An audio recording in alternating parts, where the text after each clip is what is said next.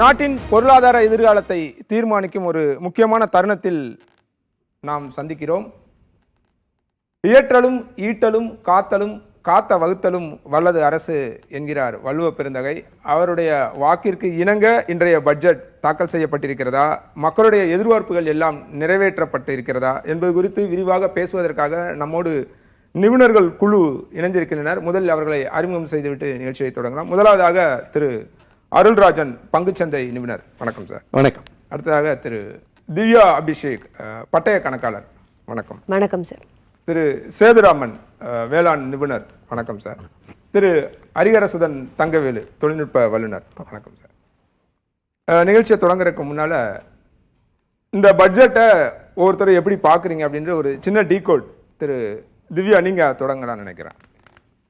எல்லாருக்கும் வணக்கம் சார். இப்போ இந்த பட்ஜெட் ஒரு டாக்ஸ் ஆங்கிள்லேருந்து ஒரு பொது மனிதரோட எதிர்பார்ப்பு மீட் ஆச்சுன்னா டெஃபினட்டாக it is a landmark budget தான். அது ஏன் சொல்கிறேன்னா, லாஜிக்கலாக நீங்கள் பார்த்தீங்கன்னா 2025 நிறையா ரிஃபார்ம்ஸ் ஒரு பணத்தொகை உங்கள் கையில் எப்படி எடுத்துகிட்டு கொடுக்கணும், 12 லட்சம் வரைக்கும் டேக்ஸ் இல்லை, அது மாதிரி நிறைய ரிஃபார்ம்ஸ் வந்துட்டு லாஜிக்கலாக பார்த்தீங்கன்னா இந்த பட்ஜெட்டில் உங்கள்கிட்ட இப்போ பணம் இருக்குது, இப்போ நீங்கள் எப்படி சுலபமாக ரிட்டர்ன் ஃபைல் பண்ணலாம், எப்படி உங்கள் டிடிஎஸை குறைக்கலாம் அப்படின்னு நிறைய ஃபண்டமெண்டல் சேஞ்சஸ் எடுத்துகிட்டு வந்திருக்காங்க. டாக்ஸேஷன் ஆங்கிள்லேருந்து it is a very good budget definitely. Taxation angle இருந்து எஸ். திரு அருள்ராஜன் சார். பொதுவாக நம்ம பொருளாதாரம் சார்ந்து பேசணும், அப்புறம் ஃபினான்ஷியல் மார்க்கெட் சார்ந்து பேசணும்னு எடுத்துக்கலாம். ஆக்சுவலி பார்த்திங்கன்னா இந்த வளர்ந்த நாடுகளில் பட்ஜெட் இஸ் இரலவெண்ட்டுன்னு சொல்லுவாங்க. அதாவது வருஷம் வரவு செலவு கணக்கு தாக்கல் பண்ண போகிறீங்க, இதில் போய் என்ன பெருசாக பேசுகிறதுக்கு என்ன இருக்குது அப்படின்னு தான் வளர்ந்த நாடுகளில் எடுத்துக்கொள்ளப்படுகிறது. அதை நோக்கி நம்ம பயணிக்க ஆரம்பிச்சிருக்கிறோம் அப்படின்ற மாதிரி தான் இப்போ வரக்கூடிய பட்ஜெட்லேயும் பார்க்க வேண்டியிருக்கு. ஏன் அப்படின்னு சொல்லும்போது இதில் ஏற்கனவே ஜிஎஸ்டி டேக்ஸ் ரிலேட்டட் விஷயம்லாம் வெளியில் போயிடுச்சு. எந்த பொருளுக்கு கூடுதல் டேக்ஸு, எந்த பொருளுக்கு குறை, இதெல்லாம் பேசுறதுக்கான இடம் இல்லை, எல்லாம் ஜிஎஸ்டி கவுன்சிலுக்கு போயாச்சு. இங்கே பேசக்கூடிய இடம் எதுன்னு பார்க்கும்போது மேக்ரோ எக்கனாமிக்கல் ஃபேக்டர்ஸ் அப்படின்னு சொல்லக்கூடிய வகையிலும், அப்புறம் இன்கம் டேக்ஸ் ரிலேட்டடாக இண்டிவிஜுவலுக்கான விஷயத்தான் இதில் நம்ம பார்க்க வேண்டியிருக்கு. அதில் அப்படின்னு பார்க்கும்போது ஓவராலாக நம்ம என்ன எதிர்பார்க்குறோன்னு ஒரு லிஸ்ட்டு போட்டோம்னு வச்சுக்கோங்களேன். மேக்ரோ எக்கனாமிக்கல் ஃபேக்டர்ஸில் அதில் 1, 2 ஓகே ஃபிஸ்கல் டெஃபிசிட்டாக இவ்வளோ வரணும்னு எதிர்பார்க்குறாங்களா, அந்த டீட்டெயிலாக நான் அடுத்தடுத்த ரவுண்டில் சொல்கிறேன். இவ்வளோ வரணுமா, ஓகே டிக்கு வந்தாச்சு. அடுத்தது கேபிட்டல் எக்ஸ்பெண்டிச்சர் என்ன எதிர்பார்க்குறாங்க, இவ்வளோ எதிர்பார்க்குறாங்களா, பண்ணியாச்சு டிக்கு அப்படின்னு சொல்லிட்டு ஒரு பெரிய, அதாவது மேக்ரோ லெவலில் outside the outer layer of the economy அப்படின்னு பார்க்கும்போது எஸ் எல்லாம் டிக் அடிக்கிற மாதிரி இருக்குது. ஆனால் உள்ளே போகும்போது எந்த பெரிய மாற்றம் இல்லை அப்படின்றதும், இது ஒரு பக்கம் கார்ப்பரேட்ஸ்க்கு ஓரளவுக்கு சலுகைகள் கொடுக்குறதும், தனி மனிதருக்கு அப்படின்னு வரும்போது தொழில் ரீதியாக பெரிய அளவில் ஒரு மாற்றம் இல்லை. இன்னொன்று சொல்லப்போனால் எதிர்பார்த்தது எதுவும் நடத்தப்படவில்லை எம்எஸ்எம்இ செக்டார்ஸ் பாயிண்ட் ஆஃப் வியூவில் அப்படின்றதும், ஃபைனான்ஷியல் மார்க்கெட் சம்மந்தமாக எதிர்பார்த்த விஷயங்கள் எதுவுமே இந்த பட்ஜெட்டில் நடத்தவில்லை அப்படின்றதான் ஒரு அவுட்லைன். போ நீங்கள் கேட்கும்போது உங்களுடைய பார்வையாக இருக்கு. திரு சேதுராமன். அனைவருக்கும் வணக்கம். தூரத்து பச்சை கண்ணுக்கு குளுமை அப்படின்னு சொல்லுவாங்க. நீங்கள் தூரத்துலேருந்து இருக்கக்கூடிய வயல் பகுதியை நீங்கள் போய் பார்த்தீங்கன்னா தூரத்துலேருந்து பார்க்கும்போது எல்லாம் பச்சை பச்சைன்னு நல்லா அருமையாக இருக்கும். பட்ஜெட்டினுடைய பார்வை இப்போ அப்படி தான் இருக்குது. கிட்டக்க போன பிறகு தான், அலோகேஷன்ஸ்லாம் வந்த பிறகு தான் அதில் பயிர் எவ்வளோ இருக்குது, களை எவ்வளோ இருக்குது அப்படின்னு தெரியும் நமக்கு. அநேகமாக பயிர்கள் கம்மியாக இருக்கிறதுக்கான வாய்ப்புகள் அவர்களுடைய முன்னறிக்கையில் தெரியுது. விவசாயிகளுடைய எதிர்பார்ப்பு ரொம்ப அதிகமாக இருந்தது இந்த பட்ஜெட்டை பொறுத்த வரைக்கும். ஏன்னா கடந்த 2 தினங்களுக்கு முன்னதாக வெளிவரப்பட்ட மத்திய அரசினுடைய அந்த நிதி ஆயோக்கிலேருந்து வந்த அந்த அறிக்கையில் சொல்லப்பட்டது விவசாயத்தில் நிறைய மாறுதல்கள்லாம் சில திட்டங்களில் பண்ணியிருக்கோம் அப்படின்னு பல திட்டங்கள்லாம் பட்டியலிட்டுட்டு, ஆனால் அதிலேயே குறிப்பிடத்தக்க வார்த்தையாக அவங்க குறிப்பிட்டிருந்தது என்ன அப்படின்னு பார்த்தீங்கன்னா, இவ்வளோ அட்வான்ஸ்மெண்ட் விவசாயத்தில் ஏற்படுத்தியிருந்தால் கூட சேலஞ்சஸாக 2 இருக்குது அப்படின்னு சொல்லி கொடுத்துருந்தாங்க பொருளாதார அறிக்கையில். அது என்ன அப்படின்னா, ஒன்று விளைச்சல், இன்னொன்று வருமானம். இது 2 தான் விவசாயத்துக்கு ஆதாரம். இந்த 2மே சேலஞ்சஸாக இருக்கும்போது அதற்கான ரெமெடியாக விவசாயிகளுடைய வாழ்வில் அடுத்த கட்டத்துக்கு கொண்டு போகிறதுக்கு இன்றைக்கி அவங்களுடைய முதல் கட்டமாக சொல்லணும் அப்படின்னா, அவங்களுடைய வார்த்தையில் ஒன்று கடமை, 3 கடமைகள் அப்படின்னு சொல்லியிருக்காங்க. அதில் 3வது கடமையாக அவங்க சொல்லியிருக்கிறது focus on increasing farm products and entrepreneurship with special attention to small and or marginal farmers அப்படின்னு சொல்லியிருக்காங்க. ஆனால் இங்கே சந்தன மரத்தை பற்றி பேசியிருக்கோம், பெரும் விவசாயிகள் இருக்கக்கூடிய கொக்கோ பற்றி பேசியிருக்கோம், அறிக்கையில் வந்திருக்கு. ஆனால் சாதாரண நடுத்தர விவசாயிகளுடைய என்ன இருக்குது, நமக்கு என்னென்ன எதிர்பார்த்தோன்றதை நம்ம பின்னாடி சொல்லுவோம். ஆனால் அது எவ்வளோ தூரம் மெட்டீரியலைஸ் ஆகிருக்கு அப்படின்றது வந்து நம்மளுடைய முழுமையாக வந்தால் தெரியும். ஆனால் இப்போ வந்த வரைக்கும் இது வந்து தூரத்து பச்சை கண்ணுக்கு குளுமை, ஆனால் தூரத்தில் அதிகமாக களை இருப்பது தெரியுதோ இல்லையே, பயிர்கள் இருப்பது அங்கே தெரியலை அப்படின்னு ஒரு பார்வையோட பட்ஜெட் விவசாயிகளுக்கு ஏமாற்றத்தை அளிக்கக்கூடிய ஒரு பட்ஜெட்டாக இருக்குது அப்படின்னு தான் முதல் கருத்தை நான் பதிவு பண்ண விரும்புகிறேன்.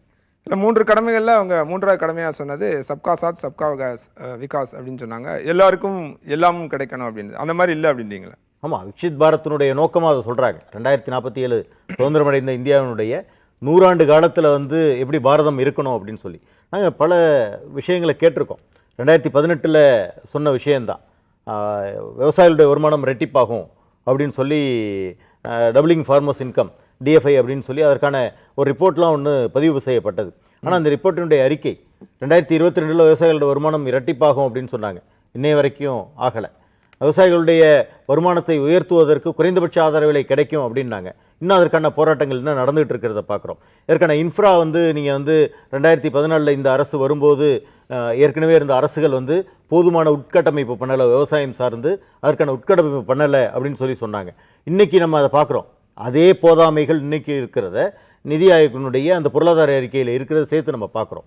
இப்போ இந்த பொருட்கள்லாம் அலிமானம், அதாவது வந்து வீணாகாமல் இதை வந்து வேல்யூ ஆடட் ப்ராடக்ட்ஸாக வந்து நம்ம வெளியில் கொண்டு போகிறோம்னு சொன்னாங்க. அதுலேயும் இன்னும் போதாமைகள் இருக்கிறது இந்த நிதி ஆயோக்கோட அறிக்கையில் பார்க்குறோம். அப்போ இந்த வார்த்தைகள் எல்லாமே வருது. விக்ஷித் பாரத் நமக்கு வந்து இன்றைக்கி வந்து நீங்கள் விவசாயம் சம்பந்தமான பிஎம் கிசான்லேருந்து நீங்கள் வந்து பல்வேறு வார்த்தைகள் வந்து நமக்கு வந்து ஹிந்தியில் கொடுக்கப்பட்டிருக்கு. நம்ம தமிழாக்கம் பண்ணி பார்த்தா அழகான வார்த்தையாக தான் இருக்குது. ஆனால் வார்த்தைகளில் இருக்கக்கூடிய அழகு இங்கே செயல்பாடுகளில் அல்லது விவசாயிகளுடைய வாழ்வாதாரத்தில் இந்த மாற்றத்தையும் ஏற்படுத்தலை. நம்ம அதுதான் பார்க்க விரும்புகிறோம். இந்த செயல்பாடுகள் எங்கே வந்து முற்றுப்பெறும் அப்படின்னு பார்த்தா விவசாயிகளுடைய வருமானம் ரெட்டிப்பாயிருக்கா? ஆகலை. விவசாயிகளுடைய வருமானம் என்ன இன்றைக்கி? குறைந்தபட்சம் ஒரு 5 ஏக்கர் நிலம் வைத்திருக்கக்கூடிய ஒரு சாதாரண விவசாயிக்கு ஒரு 2 போகம் சாகுபடி பண்ணக்கூடிய வாய்ப்பு இருந்து அப்படி பண்ணுனா வருட வருமானம் 1 லட்சத்துலேருந்து 1,20,000 ரூபாய்.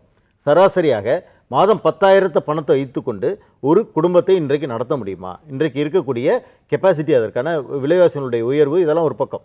இதெல்லாம் இதுக்கு இருக்கா? அதே பக்கம் என்னென்னா, நீங்கள் விலைகள் உயர்வதற்கான வாய்ப்புகள் ஒரு பக்கம் உருவாக்கி கொடுத்துருக்காங்க. நீங்கள் எம்எஸ்பி, நீங்கள் அஷ்யூர்டு எம்எஸ்பி நம்ம கேட்குறோம். ஆனால் இவங்க கொடுத்துருக்கிற எம்எஸ்பியில் இருக்கக்கூடிய முரண்பாடுகளை நம்ம இங்கே பார்க்க வேண்டிய அவசியம் இருக்குது. நம்ம தொடர்ந்து பேசலாம். முதற்கட்ட கருத்தை நான் வாங்கிட்டு வந்துடுறேன். திரு ஹரிஹரசுதன் தங்கவேலு, இப்போ உங்களோட பார்வை என்ன? தொழில்நுட்ப ரீதியாகவும் சரி, துறை சார்ந்தும் முதல் கட்டமாக இந்த எப்படி டீகோட் பண்ணுவீங்க? இந்த வருஷம் ஏஐ தொடர்பாக ஒரு தனித்துவமான ஒரு பாதையை தான் இந்தியா வந்து தேர்ந்தெடுத்திருக்கு. குறிப்பாக பார்த்தீங்கன்னா, இது வந்து மத்திய நிதி ஆயோகத்துடைய அறிக்கையிலேயே அவங்க வந்து தெளிவாக கொடுத்துருக்காங்க. ஒரு 6 கட்டம் ஒரு முன்னெடுப்புகளை வந்து அவங்க பண்ணுறோம் அப்படின்னு இந்த இதில் சொல்லியிருக்காங்க. முதலாவது பார்த்திங்கன்னா, நமக்கு வந்து ஒரு மக்களுக்கு ஒரு பெரிய பயம் இருந்தது. ஏஐ வந்து வேலைகளை ரீப்ளேஸ் பண்ணிடும், ஜாப் ஃபேர் இருந்துக்கிட்டே இருந்தது. அதை அட்ரஸ் பண்ணியிருக்காங்க. கண்டிப்பாக வந்து இந்தியாவிலேருந்து வரக்கூடிய ஏஐ வந்து ஒரு கோ பைலட், அதாவது ஒரு துணை சார்ந்து நிற்குமே தவிர ஏஐ வந்து ரீப்ளேஸ் பண்ணாது. அதை வந்து நிறுவனங்கள் உறுதி செய்ய சொல்லியிருக்காங்க. அதுபோல் நிறைய ஒரு 6 கட்டம் இது கொடுத்துருக்காங்க. மிக முக்கியமாக என்னென்னா, மற்ற பெருநாடுகள், அதாவது அமெரிக்கா மற்றும் சீனா போலவங்க கோடிக்கணக்கான டாலர்ஸ் இன்வெஸ்ட் பண்ணிவிட்டு ஒரு பெரிய லார்ஜ் லாங்குவேஜ் மாடல்ஸ், ஆனால் எல்எல்எம் போல் டெவலப் பண்ணிகிட்ருக்காங்க. பட் இந்தியாவுடைய நிலைப்பாடு வந்து ரொம்ப டிஃப்ரெண்ட்டாகவும் யூனிக்காகவும் இருந்தது. அது என்னென்னா, ஸ்மால் இஸ் பியூட்டிஃபுல்ங்கிறாங்க. அதாவது சிறியவை அழகானது. சின்னதாக ஸ்பெசிஃபிக் டாஸ்க் பெர்ஃபார்ம் பண்ண மாதிரி ஒவ்வொரு துறை சார்ந்து ஒரு சின்ன மாடல்களை உருவாக்குங்க. அதற்கான நிதி ஆதாரங்கள், நிதி விஷயங்களை வந்து அவங்க கொடுக்குறோம் அப்படின்னு சொல்லியிருக்காங்க. இது வந்து ஒரு பெரிய இதுதான். அதே போல் இந்தியாவில் இருக்கக்கூடிய பாட்டில் நெக்ஸ்ன்னு சொல்லுவாங்க, அதாவது பிரச்சனைகள், இந்த ஏஐ சார்ந்து இருக்கக்கூடிய பிரச்சனைகளையும் இந்த இதில் அட்ரஸ் பண்ணியிருக்காங்க. அதில் மிக முக்கியமாக அவங்க சொல்கிறது வந்து 2 விஷயம். ஒன்று, இந்த சிப்செட் மற்றும் செமிகண்டக்டர், அதுபோல் கம்ப்யூட்கான விஷயங்களுக்காக நம்ம எப்போவுமே மேலே இருந்து தான் வெளிநாடுகள் மற்றும் பெருநாடுகள்லேருந்து நம்ம பணமும் கொடுக்குறோம். நம்மக்கிட்ட ரெக்குயர்மெண்ட் இருந்தால் கூட அவர்கள் வந்து தரது கிடையாது. அது இன்றைக்கி இருக்கிற எஸ்டி கார்டிலேருந்து நார்மலாக மக்கள் பயன்பாட்டுக்கு இருக்கக்கூடிய மெமரி கார்டு, ஸ்டோரேஜ் கூட 300 மடங்கு விலையேற்றத்தை சந்திச்சிருச்சு. 6,000 ரூபாயிலேருந்து இப்போ 20,000 வரைக்கும் 1 TB சாதாரண பயன்பாட்டுக்கு வரைக்கும் வந்திருக்கு. ஸோ அதனால் அதை ஊனாக நம்மளே டெவலப் பண்ணணும் அப்படிங்கிற செமிகண்டக்டர் 3 வருஷத்துக்கு முன்னாடி ஸ்டார்ட் பண்ணி விக்ரம் டெவலப் பண்ணிட்டாங்க. அது ஒரு நல்ல விஷயம்.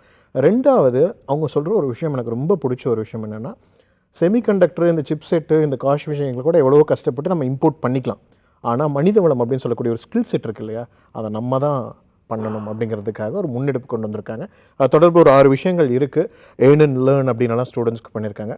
ஸோ என்னுடைய பார்வை என்னென்னா, தொழில்நுட்பம் சார்ந்து 2030 வந்து ஒரு மிகப்பெரிய ஒரு நிலையை அடையிறதுக்கான ஒரு நல்ல ஒரு பட்ஜெட்கான ஒரு விஷயம் இதில் இருக்குது. ஸோ ஒரு யூனிக்காக ஒரு தனித்துவமான பாதை, அதுவும் வந்து வெறும் பெரிய அளவில் நம்ம ஒரு கண்கவர் விஷயங்களை அறிமுகப்படுத்தாமல் சிம்பிளாக தொடர்ந்து ஒரு ப்ரெக்மெட்டிக்காக தனித்துவமாக இருக்கிறது ஏஐ சார்ந்த ஒரு விஷயத்தில் அழகான ஒரு முன்னெடுப்புன்னு நம்ம சொல்லலாம். ரைட். இந்த பட்ஜெட்டை பொறுத்த வரைக்கும் 5 மாநில தேர்தல் நெருங்கி வருது. அதனால ஒரு பாப்புலிஸ்ட் பட்ஜெட்டாக இருக்கும் அப்படின்னு பெருவாரியாக எதிர்பார்ப்பு நிலவியது. ஆனால் அப்படியான பட்ஜெட்டாக இது இருக்கா? நீங்கள் சொன்னீங்க டாக்ஸேஷனில் சார்ந்து இது நல்ல பட்ஜெட் அப்படின்னீங்க. என்ன அடிப்படையில் அதை சொல்கிறீங்க? சரி, இப்போ டேக்ஸ்னு பார்த்தோன்னா 3 வகையில் ரொம்ப சிக்னிஃபிகண்ட்டாக ஒரு தனி மனிதருக்கு, ஒரு சேலரி எம்ப்ளாயிக்கு இருக்குது சார். முதல் முறையில் ஒரு இன்கம் டேக்ஸ் ஆக்டே இப்போ மாறுது. 1 April 2026 new income tax act 2025 வருது. அது வரத்துக்கு என்ன சேஞ்ச்னா, இப்போ இருக்கிற ஆக்ட் வந்து 1961 வந்த ஆக்ட். 60 வருஷம் கழிச்சு கூட ஒருத்தரால் ஒரு புக்கை எடுத்து, ஒரு அட்வொகேட் லாயராலே எடுத்து அந்த ஆக்டை எண்ட் டு எண்ட் படித்தா புரியறது கிடையாது. அவ்வளோ காம்ப்ளிகேஷன்ஸ், ஒரு செக்ஷன் இன்னொரு செக்ஷன் போடுது, நிறைய இன்டர் ரெஃபரன்ஸ் இருக்குது, நிறையா queries கேஸ் லாஸ் வருது. அதை எப்படி சிம்பிளிஃபை பண்ணுது? ஒரு 200 செக்ஷனை கம்மி பண்ணி ஒரு புது ஆக்ட் வந்து 1 ஏப்ரல்லேருந்து எடுத்துகிட்டு வராங்க. இது வந்து நிறையாவே சிம்பிளிஃபை ஆகும். இப்போ ஒருத்தவங்களுக்கு எடுத்து படிக்கணும், எல்லாத்துக்கும் வந்து ஒரு கன்சல்டண்ட்டை போக வேண்டாம், ஒரு ஆடிட்டர் போக, நம்மளுக்கே புரிஞ்சுண்டு அறிஞ்சு நம்ம பிளான் பண்ணலாம் ஃபினான்சஸ். அது ஃபர்ஸ்ட் வகை. செகண்ட் இல்லை, வந்து அதான் நானுமே கேட்கணும்னு நினச்சேன். ஏப்ரல் 1லேருந்து புது வித வருமான வரி கணக்கு ஒரு கொண்டு வர போகிறேன்றாங்க. அதில் என்ன புதுதாக இருக்க போகுது? இது வரைக்கும் இல்லை சார் புதுசாக இருக்க நடைமுறையிலிருந்து முதல் முறையாக ஒரு 200 செக்ஷன்ஸ் குறையிறது சார். அது வந்து நிறைய வந்து கன்ஃபியூஷன் வந்தது. எந்த செக்ஷன் என்ன இன்கம் டேக்ஸ் ஆகுது, பல டவுட்ஸ் இருந்தது. இப்போ ரொம்பவே அந்த லாங்குவேஜே சிம்பிளிஃபை பண்ணுறாங்க. நீங்கள் ஒரு கான்ஸ்டிடியூஷன் ஆக்ட் எடுத்து படித்தீங்கன்னா ஃபுல் புக் படித்தா உங்களுக்கு புரியும் இதான் இந்தியாவோட கான்ஸ்டிடியூஷன். ஆனால் இன்கம் டேக்ஸ் வந்து அப்படி இல்லை இந்தியாவில் இப்போது. ஸோ அதை வந்து சிம்பிளிஃபை பண்ண பார்க்குறாங்க. நிறையா வந்து ப்ரொவிஷன்ஸ் வந்து இரலவெண்ட் ஆகுது, இப்போ காலத்துக்கு மாறுறது. ஸோ அதெல்லாம் ரெடியூஸ் ஆகி வருது. ஃபண்டமெண்டலாக என்ன இன்கம் டேக்ஸ் ஆகிறது வந்து ஒரே இன்கம் தான். அதில் வந்து பெரிய மாற்றங்கள் கிடையாது. பட் சிம்பிளிஃபிகேஷனுக்கு எய்ம் இல்லை, அந்த சிம்பிளிஃபிகேஷன் அப்படின்றது நான் புரிதலுக்காக கேட்குறேன். பொதுவாக இப்போ நான் ஒரு டாக்ஸ் ஃபைல் பண்ணுறேன் அப்படின்னா நான் ஒரு ஆடிட்டரை யாரையாவது டிபெண்ட் பண்ணி தான் நான் பண்ண வேண்டியது இருக்குது. இவங்க கொண்டு வர இந்த சிம்பிளிஃபிகேஷனால இதை நானே படித்து நானே செஞ்சுக்க முடியும் அப்படியான சூழல் வருமானு கேட்குறேன். அங்கே தான் இந்த பட்ஜெட்டில் 2வது அமெண்ட்மெண்ட் எடுத்துகிட்டு வராங்க. Income tax forms everything is being simplified அப்படின்னு சொன்னாங்க நம்ம நீதி அமைச்சர். அப்படின்னா நம்ம ஆக்ட் மட்டும் சிம்பிளாக இல்லாமல், முன்னாடி ஆக்ட் சிம்பிளாக இருந்தால் கூட ஃபார்ம் ஃபைல் பண்ணுறதுக்கு நீங்கள் ஆடிட்டர் தான் போகணும், ஏன்னா பல இருக்கும். 2025லேயே ப்ரீஃபில் பண்ணாங்க. நிறையா வந்து டெக்னாலஜி வச்சு அட்வான்ஸ் பண்ணாங்க. இப்போ அந்த ஃபார்ம்ஸை வந்து அடுத்த மாதத்தில் ஃபர்தராக சிம்பிளிஃபை பண்ண போகிறாங்க. ஸோ ஆக்ட் மட்டும் சிம்பிளிஃபை இல்லாமல் கம்ப்ளைன்ஸையுமே சிம்பிளிஃபை பண்ணுறாங்க. 3வது வந்து உங்கள் ரிட்டர்ன் ஃபைலிங் வந்து ஸ்டாகர் பண்ணுறாங்க. நீங்கள் ஒரு சேலரி எம்ப்ளாயி, உங்கள் சம்பாத்தியம் வந்து ஜஸ்ட் சேலரி இன்ட்ரெஸ்ட்னா ஜூலை 31 தான் நீங்கள் பண்ணியிருக்கீங்க, அது கண்டினியூ ஆகுது. பட் சப்போஸிங் உங்களுக்கு ஒரு பிஸ்னஸ் இருக்குது, நீங்கள் ஒரு கம்பெனியில் வந்து டைரக்டராக இருக்கீங்க, ஒரு ஃபர்மில் பார்ட்னர் இருக்கீங்கன்னா அது வந்து இப்போ 31 ஆகஸ்ட், ட்ரஸ்ட்டுக்கு 31 ஆகஸ்ட். ஸோ அது மாதிரி staggered way of return filing பண்ணுறாங்க. ரிவைஸ் ரிட்டர்ன், நீங்கள் ஒரு ரிட்டர்ன் ஃபைல் பண்ணிட்டீங்க, அதை ரிவைஸ் பண்ணணும். அதுக்கு முன்னாடி டிசம்பர் வரைக்கும் டைம் இருந்து, July return filing date, revise பண்ணால் டிசம்பருக்குள்ளே பண்ணும். இப்போ இந்த டிசம்பர் வந்து மார்ச் வரைக்கும் எடுத்துகிட்டு போகிறாங்க. ஸோ இந்த கவர்மெண்ட்டோட நோக்கம் என்னன்னு நீங்கள் பார்த்தீங்கன்னா, வித் ரெஸ்பெக்ட் டு டேக்ஸ் கோடை சிம்பிளிஃபை பண்ணி, கம்ப்ளைண்ட்ஸை சிம்பிளிஃபை பண்ணி, டைம் லிமிட்டும் கொஞ்சம் எக்ஸ்டெண்ட் பண்ணுறாங்க. இந்த மாதிரி எக்ஸ்டெண்ட் பண்ணிச்சு. இப்போ ரிவைஸ் ரிட்டர்ன் எக்ஸ்டெண்ட் ஆகுதுன்னு சொல்கிறேன். அந்த 3 மாதத்துக்கு ஒரு ஸ்மால் பெனல்ட்டி இல்லை ஃபைன் லெவி பண்ணும் அப்படின்னு சொல்லியிருக்காங்க.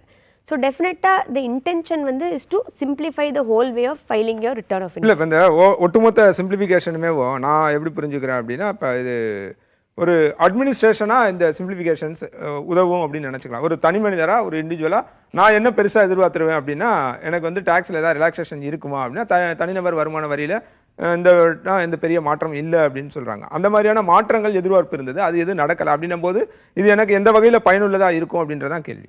இது ரொம்ப கரெக்டான கேள்வி. நிறைய பேருக்கு இந்த கேள்வி வரும், இப்போ ஒன்றுமே ஸ்லாப் ரேட் இல்லையே. இல்லை, அப்போ தான் நம்ம வந்து 2025ல் பார்க்கணும் சார்.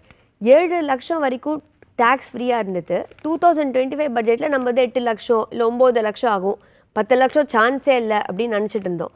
12 லட்சம் வரைக்கும் இன்கம் ஏர்னிங்கில் டேக்ஸ் வரல. நம்ம எதிர்பார்த்ததுக்கு மேற்கொண்டே அவங்க கொடுத்தாங்க. ஸோ அப்படி இருக்கிறச்சே இந்த பட்ஜெட்டில் எக்ஸ்பெக்டேஷன்ஸ் எல்லாருக்குமே இருக்கும், ஃபுல்லாகவே டேக்ஸ் பே பண்ணக்கூடாதுன்னு. பட் ஐ பிலீவ் தட் ஒரு ரேஷ்னலைஸ் பண்ணி ஃபண்டமெண்டல்ஸை ஸ்ட்ராங் பண்ணுறாங்க. நீங்கள் ஃபைலிங் அட்மினிஸ்ட்ரேஷன் மட்டும் இல்லை சார், உங்களாலே இப்போ எடுத்து ஒரு சேலரி பர்சனால் குவிக்காக எடுத்து ரிட்டர்ன் ஃபைல் பண்ண முடியும். அப்படின்னு நாங்கள் நம்புகிறோம். இப்போ கவர்மெண்ட் வந்து நோட்டிஃபிகேஷன் கொடுப்பாங்க, அது பார்த்துட்டு நம்ம மேற்கொண்டு டிஸ்கஷன். சரி, அப்பார்ட் ஃப்ரம் டாக்ஸ் இதில் வேற என்ன காமன் மேனுக்கு பயனுள்ளதா அல்லது அவன் சார்ந்து இது நல்ல விஷயங்கள் அப்படின்னு எதை சொல்லலாம்? இப்போ நீங்கள் ஒரு MSME இல்லை ஆண்டர்ப்ரனராக இருக்கீங்கன்னா அது ஃபண்ட்ஸ் வந்து இன்க்ரீஸ் பண்ணியிருக்காங்க. ஒரு 10,000 crores ஃபண்ட் அலோகேஷன் கொடுக்குறாங்க. அது எப்படி ஒரு காமன் மேனுக்கு யூஸ்ஃபுல்லாக 2 வகை. ஒன்று வந்து நீங்கள் அப்ஸ்கில் பண்ணிக்கணும், நீங்கள் எம்ப்ளாய்மெண்ட் போகணும். ரெண்டாவது நீங்கள் ஒரு உமனாக இருக்கீங்க, உங்களுக்கு வந்து எப்படி எம்ப்ளாய்மெண்ட் ஸ்டார்ட் பண்ணுது, எப்படி சேஃப்டி, அதுக்கு எல்லா டிஸ்ட்ரிக்ட்லேயும் ஒரு விமன் ஹாஸ்டல் எடுத்துகிட்டு வராங்க. ஸோ இந்த என்டையர் ஈகோ சிஸ்டமை கொஞ்சம் அப்கிரேட் பண்ணிக்கிறாங்க. எப்படி சேஃப்டி, டிரான்ஸ்போர்ட் எப்படி சேஃப் பண்ணுறது, allocation of funds. Micro small மீடியமோட டெஃபினிஷன் வந்து இப்போ 250 கோடி டர்ன் ஓவர் வரைக்கும் நீங்கள் வந்து அந்த டெஃபினிஷனாக வரலாம். அப்படின்னா நாளைக்கு நீங்கள் ஒரு லோன் அவைல் பண்ணுன்னா ஒரு MSME ரெஜிஸ்ட்ரேஷன் தான் உங்களுக்கு இன்ட்ரெஸ்ட் ரேட் வந்து கம்மியாக வரும், லோன் ஃபாஸ்டராக வரும், செக்யூரிட்டி கொலாட்ரல் நீங்கள் கொடுக்க வேண்டாம். ஸோ இது மாதிரி ஓவரால் அட்வான்டேஜஸும் உண்டு. ரைட். திரு அருள்ராஜன், வளர்ச்சியின் பலன் அனைத்து தரப்புக்கும் போய் சேரணும் அப்படின்னு தான் அவங்க பட்ஜெட்டை ஸ்டார்ட் பண்ணும்போது அதை சொல்லி தான் ஆரம்பிக்கிறாங்க. அப்படியானதாக இந்த பட்ஜெட் இல்லையா? நீங்கள் ஆரம்பத்தில் உங்களுடைய முதல் சுற்று பேசும்போது அதில் பெரிய திருப்தியாக தெரியலை நீங்கள் பேசுனதில். என்ன அதிருப்தி இருக்குது? அதாவது இதில் திருப்தி அதிருப்தின்னு சொல்லும்போது ஃபஸ்ட்டு திருப்தியான விஷயங்கள் என்ன இருக்குது அப்படின்றத முதல்ல நம்ம சொல்லிடலாம். அதில் முக்கியமான ஒரு விஷயம் அப்படின்னா ஃபிஸ்கல் டெஃபிசிட். பொதுவாகவே ஒரு நாட்டினுடைய வருமானத்துக்கும் செலவுக்கும் உள்ள இடைவெளியை தான் நம்ம என்ன சொல்லுவோம், டெஃபிசிட்னு சொல்லுவோம். அரசாங்கம் செய்யும்போது ஃபிஸ்கல் டெஃபிசிட்ன்ற வார்த்தை யூஸ் பண்ணுறோம். இந்த ஃபிஸ்கல் டெஃபிசிட் அப்படின்றது பொதுவாகவே ஒரு வருமானம், ஒரு வீட்டில் எப்படி இன்கம் எக்ஸ்பென்ஸுக்குள்ள இடைவெளி வந்து ஜாஸ்தியாக இருந்தால் நல்லது இல்லையோ, இல்லை அதிக கடன் வாங்கணும், அதே மாதிரி குறைவாக இருந்தால் நல்லதோ, அந்த மாதிரி தான் நாட்டுக்கும். அப்படி பார்க்கும்போது இப்போது நம்மளுடைய இந்த ஃபிஸ்கல் டெஃபிசிட் இந்த பட்ஜெட் அப்போது 4.4% இருக்கும் என்று எதிர்பார்க்கப்பட்டது. இது வந்து எக்ஸ்பெக்டேஷன். அப்போது அவங்க அது மாதிரி கொடுத்துருக்காங்களா அப்படின்னு சொல்லும்போது 4.3 கொடுத்துட்டாங்க. அடாடா அப்படின்னு சொல்லி கைத்தட்டுறதுக்கான ஒரு வாய்ப்பு இருக்குதா அப்படின்னா எஸ். இது வந்து 4.3 குறைச்சிருக்கிறது அப்படின்றது வந்து ஒரு நல்ல விஷயம். இது அதிக கடன் வாங்குவதை தவிர்க்கும், அதே மாதிரி அதிக வட்டி செலுத்துவதை தவிர்க்கும். ஸோ இருக்கிற பணத்தை வந்து இன்னும் கொஞ்சம் டெவலப்மெண்டல் ஆக்டிவிட்டிக்கு பண்ணலாம். இது வந்து ஒரு பாசிட்டிவான ஒரு விஷயம். இது குறைக்கிறது அப்படின்றது கவர்மெண்ட்டுக்கு எவ்வளோ சேலஞ்சாக சவாலாக இருக்கும்னு நினைக்கிறீங்க? பொதுவாகவே வந்து இது வந்து கோவிடில் பார்த்தீங்க அப்படின்னா 9% மேலே இருந்தோம். அப்படின்னா என்ன அர்த்தம், அதிகமான அளவு கடன் வாங்க வேண்டிய கட்டாயத்துக்கு தள்ளப்பட்டோம். அது வேறு வழி கிடையாது, வாங்கி தான் ஆகணும், நாட்டு மக்களை காப்பாற்றணும். அதிலிருந்து இப்போ படிப்படியாக என்ன பண்ணியிருக்காங்க, இப்போ 4.3 கொண்டு வந்திருக்காங்க அப்படின்னு சொல்லும்போது வெறும் செலவை கம்மி பண்ணணும் இல்லையா, வருமானத்தை கூட்டணும், செலவை கம்மி பண்ணணும். அதில் சேலஞ்சஸ் அப்படின்னு சொல்லும்போது வருமானத்தை நீங்கள் கேள்வியாக எடுத்தது வச்சிங்கன்னா வருமானத்தில் அப்படின்னு சொல்லும்போது வருமானம் இப்போ நல்லா அபரிதமாக வரக்கூடிய சூழ்நிலையை நோக்கி போயிட்டே இருக்கிறோம். அதாவது ஜிஎஸ்டிலாம் ஆரம்பித்த காலத்தில் ஒரு மாதத்துக்கு 80,000 கோடி வருமா, 85,000 கோடி வருமா, 90,000 தாண்டுமான்னு யோசித்த காலம் போயிட்டு இப்போ கிட்டத்தட்ட நம்ம எங்கே வந்துட்டோம் அப்படின்னா 1.93 lakhs crores வந்து ஜென்ரேட் பண்ணுற அளவுக்கு வந்துட்டோம். சராசரியாக பார்த்திங்கன்னா ஒரு வருஷத்தில் மாதத்துக்கு 1.75 லட்சம் கோடியிலேருந்து 1.85 லட்சம் கோடிக்கு இப்போ வருமானம் வந்துகிட்டு இருக்கு. நான் சொல்கிறது ஜிஎஸ்டி மட்டுமே. இதை தாண்டி அப்படின்னு பார்க்கும்போது வருமானம் அப்படின்றது இது வந்து நம்ம நேரடியாக இன்டைரக்ட் டேக்ஸ் பார்க்குறோம். இன்னும் சொல்லப்போனால் நம்ம இன்கம் டேக்ஸோட ரெவன்யூ கூட ஆரம்பிச்சிடுச்சு. எதை விட கூடிடுச்சுன்னா கார்ப்பரேட் டேக்ஸை விட இண்டிவிஜுவல் இன்கம் டேக்ஸ் பேர் வந்து அதிகமான டேக்ஸ் பே பண்ணுற இடத்துக்கு வந்திருக்கிறாங்க. அதனால் வருமானம் கூடிக்கொண்டு இருக்கிறது அப்படின்றது நீங்கள் கேட்டீங்களே என்ன சேலஞ்சஸ் அப்படின்னு சொல்லிட்டு. இப்போ வருமானத்தை கூட்டுற இடத்துல சாதகமாக இருக்கின்ற பட்சத்தில் இது கொஞ்சம் சாத்தியமான இடத்தை நோக்கி நகருது. ரெண்டாவது, செலவை கம்மி பண்ண வேண்டிய இடத்துல, செலவுன்னு சொல்லும்போது அவங்க வந்து எல்லாமே ரெவன்யூ எக்ஸ்பெண்டிச்சர்ஸ் ஒரு பக்கம் இருக்கும், சோஷியோ எக்கனாமிக்கல் டெவலப்மெண்ட் எக்ஸ்பென்சஸ் இன்னொரு பக்கம் இருக்கும். அப்போது இந்த ரெவன்யூ எக்ஸ்பென்ஸு கை வைக்க முடியல, சம்பளம் கொடுக்குறதுல ஆரம்பித்து அதெல்லாம் கை வைக்க முடியாது. ஆனால் சப்சிடி அந்த மாதிரிலாம் கொஞ்சம் இருக்குது இல்லையா, அதெல்லாம் கொஞ்சம் இழுத்து பிடிச்சாங்க அப்படின்னா செலவை கம்மி பண்ணுறதுக்கான வாய்ப்பு. அது நல்லதாக கெட்டதாக நான் அடுத்து தனியாக பேசுவோம். பட் மற்றபடி அதனுடைய சேலஞ்சஸ் அப்படின்றது செலவை கம்மி பண்ணுவதும் வருமானத்தை கூட்டுவதும் தான். இப்போ கம்ஃபர்டபுளான ஒரு நிலைமையில தான் இருக்கிறதா முதல் பார்வை. இது எந்த அளவுக்கு சாத்தியமாக இருக்கும்? நான் ஏன் கேட்குறேன் அப்படின்னா சர்வதேச அசாதாரண சூழல் இப்போ நிலவிக்கிட்டு இருக்க இடத்துல இந்த டெபிசிட் அப்படின்றது 4.3% அப்படின்றத சாத்தியப்படுத்திட முடியுமா? சாத்தியப்படுத்திக்கிட்டு தானே இருக்கிறாங்க. ஏன்னா வருமானம் கண்ணுக்கு ஏற தெரியுது இல்லையா. சிம்பிளாக சொல்லணுன்னா நீங்கள் நம்ம ரஷ்யா உக்ரைன் வார் வந்தப்போ $127 ஒரு பேரல் போனப்போ நம்ம பெட்ரோல் விலை $101 தாண்டி அடித்தது இல்லையா. இப்போ $65 $60 இப்படி ஊசலாடிக்கிட்டு இருப்போம், அந்த தான் காசு கட்டிகிட்டு வரும். ஸோ கவர்மெண்ட்டுக்கு நல்ல ஒரு பஃபர் கையில் இருந்துக்கிட்டே இருக்குது. வருமானம் என்ன அப்படின்னு சொல்லும்போது அவங்களுக்கு வந்து அப்பார்ட் ஃப்ரம் ஜிஎஸ்டி கலெக்ஷன் இந்த மாதிரியான பெட்ரோல், டீசல், எல்என்ஜி, எல்பிஜி இதிலெல்லாம் வந்து இன்னும் அவங்களுக்கு கணிசமான அளவு வருமானம் வந்துட்டு தான் இருக்குது. ஸோ இந்த வருமானம் நல்லா கணிசமாக இருக்கிறதுனால சேலஞ்சஸ்ன்றது கண்டிப்பாக உண்டு தான். ஏன்னா 4.4 எதிர்பார்த்த இடத்துல 4.3 சொல்கிறாங்க அப்படின்னு சொல்லும்போது, ஏன்னா அடுத்த வருஷத்துக்கான டார்கெட் இது 2026-27க்கு தான் நம்ம இந்த 4.3 யோசிக்கிறோம். மெல்ல மெல்ல தான் இதை கொண்டு போகிறோம், 4 நோக்கி நகர்த்துறோம். 2027 தான் நம்ம அடுத்த கட்டத்துக்கு இறக்குறோம். ஆனால் இப்போவே பண்ணியிருக்காங்கன்றது பாசிட்டிவ். ஆனால் இந்த பாசிட்டிவ்ன்ற ஒரு விஷயம் யாரை குறி வைக்கிறது? இப்போ தனி மனிதனுக்கு இது பெரிய பெரிய விஷயமா அப்படின்னா அவருக்கு ஒன்றும் கிடையாது. எனக்கு என்ன வாங்குறாங்க, என்ன வைக்கிறேன், எவ்வளோ கடன் வாங்குறாங்க, அவங்களுக்கு அதை பற்றியான கவனம். ஆனால் அந்நிய முதலீடுகள் இந்தியாவை நோக்கி வரும்போது அவங்க பார்க்குற முக்கியமான பேராமீட்டரில் இதுவும் ஒன்று. ஏன்னா இந்த ஃபிஸ்கல் டிசிப்ளின் இருக்குதா, ஒரு நிர்வாகம் என்பது பண ரீதியாக ஒழுக்கத்துடன் செயல்படுகிறார்களா, அதிக செலவினங்கள், அதாவது எக்ஸ்பெண்டிச்சர்ன்ற அடுத்தது போகும்போது ப்ரொடக்டிவான கேபிட்டல் எக்ஸ்பெண்டிச்சர் தான் ப்ரொடக்டிவான எக்ஸ்பென்ஸு. அந்த மாதிரி மற்ற நம்ம சப்சிடி ரிலேட்டட்லாம் அது வந்து அது வீணான எக்ஸ்பென்ஸ் மாதிரி தான் அந்நிய நிதி நிறுவனங்கள் பார்ப்பாங்க, இல்லை ஃபாரின் கண்ட்ரிஸ் பார்ப்பாங்க. அந்த மாதிரி பார்க்கும்போது இது வந்து ஒரு அவங்களுக்கு அட்ராக்டிவான ஒரு விஷயமா அப்படின்னா இது முதல் கட்டமாக ஃபிஸ்கல் டெபிசிட் வந்து குறைச்சிருக்கிறதுன்றது பாசிட்டிவான ஒரு விஷயம். அடுத்தது பாசிட்டிவான ஒரு விஷயம் அப்படின்னு பார்க்கும்போது கார்ப்பரேட்ஸ் பாயிண்ட் ஆஃப் வியூவில் அதுலேயும் குறிப்பாக மேட் அப்படின்னு சொல்லக்கூடிய வகையில் இந்த மினிமம் ஆல்டர்னேட் டேக்ஸ் அப்படின்றத கொஞ்சம் குறைச்சிருக்கிறாங்க. 15%லேருந்து 14% குறைச்சிருக்கிறாங்க. இது யாருக்கு அனுகூலம் அப்படின்னு நம்ம பார்க்கும்போது குறிப்பாக ஏற்றுமதி செய்யக்கூடிய ஐடி நிறுவனங்கள் ஏற்றுமதி பண்ணுறாங்க இல்லையா, அவங்களாம் அந்த 15% டேக்ஸ் கட்டிட்டு வராங்க. இப்போ அவங்களுக்கு இப்போ 14%. அப்போது இன்றைக்கி பார்த்தீங்கன்னா சந்தை மார்க்கெட் வந்து ஷேர் மார்க்கெட் பெரிய வீழ்ச்சி அடைந்தது. இன்றைக்கி காலையில் உச்சமாக 25,450 கிட்ட இருந்தது. இந்த பட்ஜெட்டு வாசித்து முடிக்கிறப்போ எங்கே போய் வந்துடுச்சு அப்படின்னு பார்த்தீங்கன்னா 24,550 கிட்டத்தட்ட பார்த்தீங்கன்னா ஒரு 880. அந்த வீழ்ச்சி எதை காட்டுது? மார்க்கெட் ஆரம்பிக்கல கொஞ்சம் பாசிட்டிவாக இருந்த மாதிரி இருந்தது, பட்ஜெட் ஆரம்பிக்கல மார்க்கெட் கொஞ்சம் பாசிட்டிவாக இருந்தது. ஆனால் ஆரம்பித்து அவங்க பேச கொஞ்சமாக விழுந்தது, முடிக்கும்போது ஆல்மோஸ்ட் விழுந்துருச்சு, 2,500 பாயிண்ட்ஸ் வரைக்குமே விழுந்ததுன்னு பார்த்தோம். இந்த வீழ்ச்சின்றது அவங்க எதிர்பார்த்ததை நிறைவேற்றலை அப்படின்னு புரிஞ்சுக்கிறது, எப்படி புரிஞ்சுக்கிறது? எதிர்பார்த்ததை நிறைவேற்றலை அப்படின்னு சொன்னால் அவங்க எதிர்பார்ப்பில் ஃபஸ்ட்டு இது வந்து அதுவும் ஒரு எதிர்பார்ப்பு தான், அதாவது ஃபிஸ்கல் டெபிசிட்டும் ஒரு எதிர்பார்ப்பு தான். ஆனால் அவங்க இன்னும் பங்கு சந்தை இல்லை துறை சார்ந்த எதிர்பார்ப்புகள் அப்படின்னு நம்ம பார்க்கும்போது பாசிட்டிவான ஒரு வீழ்ந்ததுக்கான காரணம் அப்படின்னு நம்ம பார்க்கும்போது அது துறை வாரியாக அப்படின்னு பார்த்தீங்கன்னா இந்த ப்ரைவேட் அதை எப்படி நம்ம கேபிட்டல் எக்ஸ்பெண்டிஷன் வரும்போது கவர்மெண்ட் செலவு பண்ணுறதை பற்றி பேசுகிறோமோ அந்த மாதிரி ப்ரைவேட் கேபெக்ஸ்னு சொல்லுவோம், ப்ரைவேட் கேபிட்டல் எக்ஸ்பெண்டிச்சர். இப்போ வந்து கவர்மெண்ட்டு வந்து ரோடு போடுறதுக்கு பிரிட்ஜு போடுறதுக்கு அதுக்கெல்லாம் அவங்க பணத்தை அலோகேட் பண்ணி செலவு பண்ணுறதன் மூலமாக அந்த செலவு யாருக்கு போகும் அப்படின்னா அந்த இப்போ சிமெண்ட் உற்பத்தி பண்ணுற, இரும்பு உற்பத்தி பண்ணுற இந்த மாதிரியான இன்ஃப்ராஸ்ட்ரக்சர் ரிலேட்டடான நிறுவனங்களுக்கு ஒரு சப்போர்ட் அது வளர்ச்சி பெறும். அதனால் அதுக்கு சாதகமாக எதிர்பார்க்கப்பட்டது. அதே சமயம் தனியார் நிறுவனங்கள் அவங்களுக்கான ஒரு கேபிட்டல் எக்ஸ்பெண்டிச்சரை கூட்டுறதுக்கான வழிமுறைகள் ஏதாவது இதில் இருந்தது அப்படின்னா இதில் தனியாக ஒதுக்கப்பட்டது. நீயாவா அப்படின்றதான் அந்த டவல் கம்னு ஒன்று சொல்லுவாங்க. அந்த மாதிரி ப்ரைவேட் கம்பெனிஸை பொறுத்த வரைக்கும் நீங்களாக தான் டெவலப் பண்ணணுன்ற மாதிரியான ஒரு இடத்துல அதை சுத்தமாக விட்டுட்டாங்க அப்படின்றதும். அதே மாதிரி பங்கு சந்தை சார்ந்த எதிர்பார்ப்புகள் கொஞ்சம் இருந்தது. அஃப்கோர்ஸ் இந்த கேபிட்டல் கெயின் டேக்ஸ் எஸ்டிடியில் அதில் வந்து அவங்க உல்டாவாக பண்ணிட்டாங்க.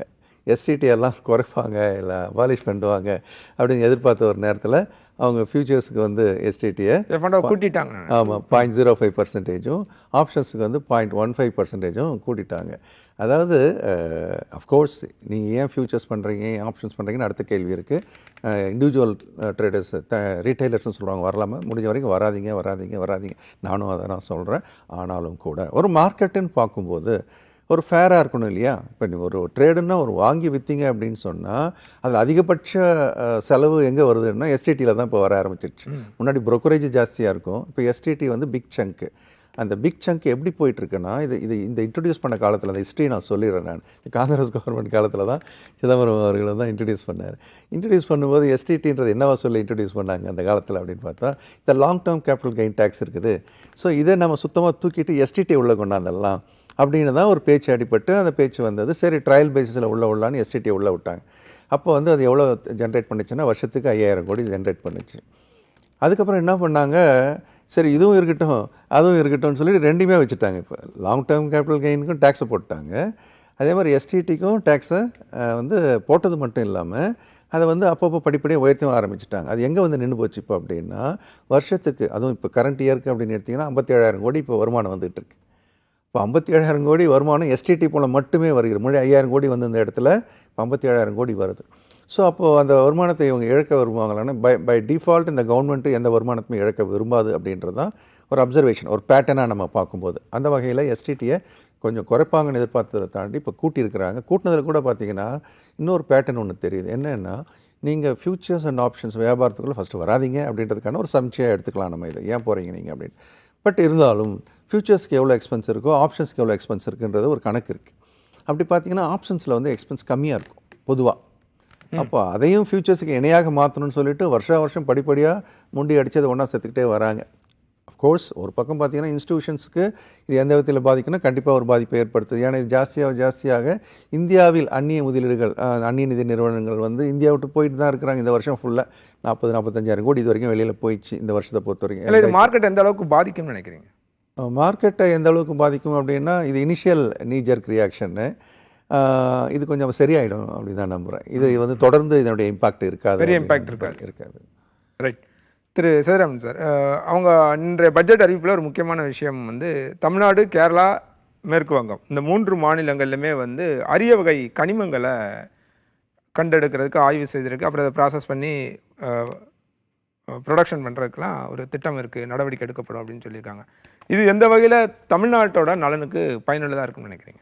இன்றைக்கி அந்த ரேரெட்ஸ்ன்னு சொல்லக்கூடிய அரிய வகை கனிமங்கள், ஒரு 17 வகையான கனிமங்கள் இன்றைக்கி நம்ம உபயோகப்படுத்தக்கூடிய ஒவ்வொரு மின்னணு பொருட்கள்லையும் அது துல்லியமாக சின்ன பேட்டரி, இந்த மாதிரியான மோட்டார்ஸ், இந்த மாதிரியான விஷயங்களுக்கு அந்த பேட்டரி பயன்படுத்தல் நடைமுறையில் இருந்துகிட்ருக்கு.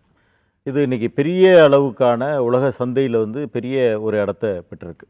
குறிப்பாக இன்றைக்கி வந்து சைனாவுக்கும் அமெரிக்காவுக்கும் நடந்த அந்த டேரிஃப் வார், அந்த டேரிஃப் வாரை வந்து முடிவுக்கு கொண்டு வந்ததே அந்த ரேரெட்ஸ் தான். உங்களுக்கு ஒரு கட்டத்தில் என்னென்னா, நீங்கள் வந்து நான் இங்கேருந்து அதிகமாக ஏற்றுமதி பண்ண மாட்டேன்னு சைனா சொன்ன பிறகு, ஏன்னா இன்றைக்கி வந்து வேர்ல்டு ப்ரொடியூசரில் வந்து ரேரெட்ஸில் வந்து சைனா தான் 95% வந்து அவங்க தான் ப்ரொடியூஸ் பண்ணுறாங்க. 65% அவங்கள்ட்ட இருக்குது, ஆனால் 95% அவங்க தான் எக்ஸ்போர்ட் பண்ணுறாங்க. என்ன காரணம்னா, அதுக்கான ப்ராசஸை வந்து அவங்க 90ஸ்லேயே ஸ்டார்ட் பண்ணிட்டாங்க.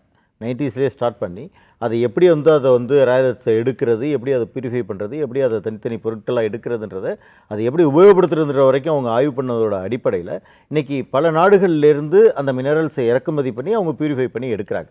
இப்போ அதன் மூலமாக வருமானத்தை பார்க்குறாங்க. ஆனால் இதை வந்து அமெரிக்கா வந்து ஒரு கட்டத்தில் வந்து அதுக்கு மறுப்பு சொன்னது காரணம் என்னென்னா, எங்களால் உடனடியாக ரேரெட்ஸை வந்து இம்போர்ட் பண்ணாமல் அங்கே இருந்த நிறுவனங்கள்லாம் ட்ரம்ப்புக்கு வந்து கடுமையான ஒரு அழுத்தத்தை கொடுத்த அடிப்படையில் தான் திருப்பி அந்த டேரிஃப் வாரே முடிவுக்கு வந்தது.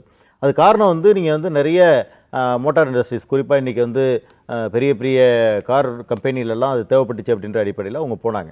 அப்படி போகும்போது என்ன சொன்னாங்கன்னா, அமெரிக்காவில் உடனடியாக அது உற்பத்தி செய்ய முடியாது, அது காரணம் வந்து அந்த ப்ராசஸ் வந்து லேட் ஆகும், அதே போல் வந்து அது நிறைய என்விரான்மெண்டல் இஷ்யூஸ் இருக்குது அப்படின்னு சொல்லி தான் அதை வந்து டிலே பண்ணிகிட்ருக்காங்க. இப்போ இது வரைக்கும் சைனாவிலேருந்து தான் போயிட்டுருக்கு. இப்போ இங்கே கொண்டு வர்றது இப்போ வந்து ஒரு ஒடிசா, கேரளா, ஆந்திரா, தமிழ்நாடு 5 மாநிலங்களில் அதுக்கான கேரிடார் ஒன்று உருவாக்குறாங்க.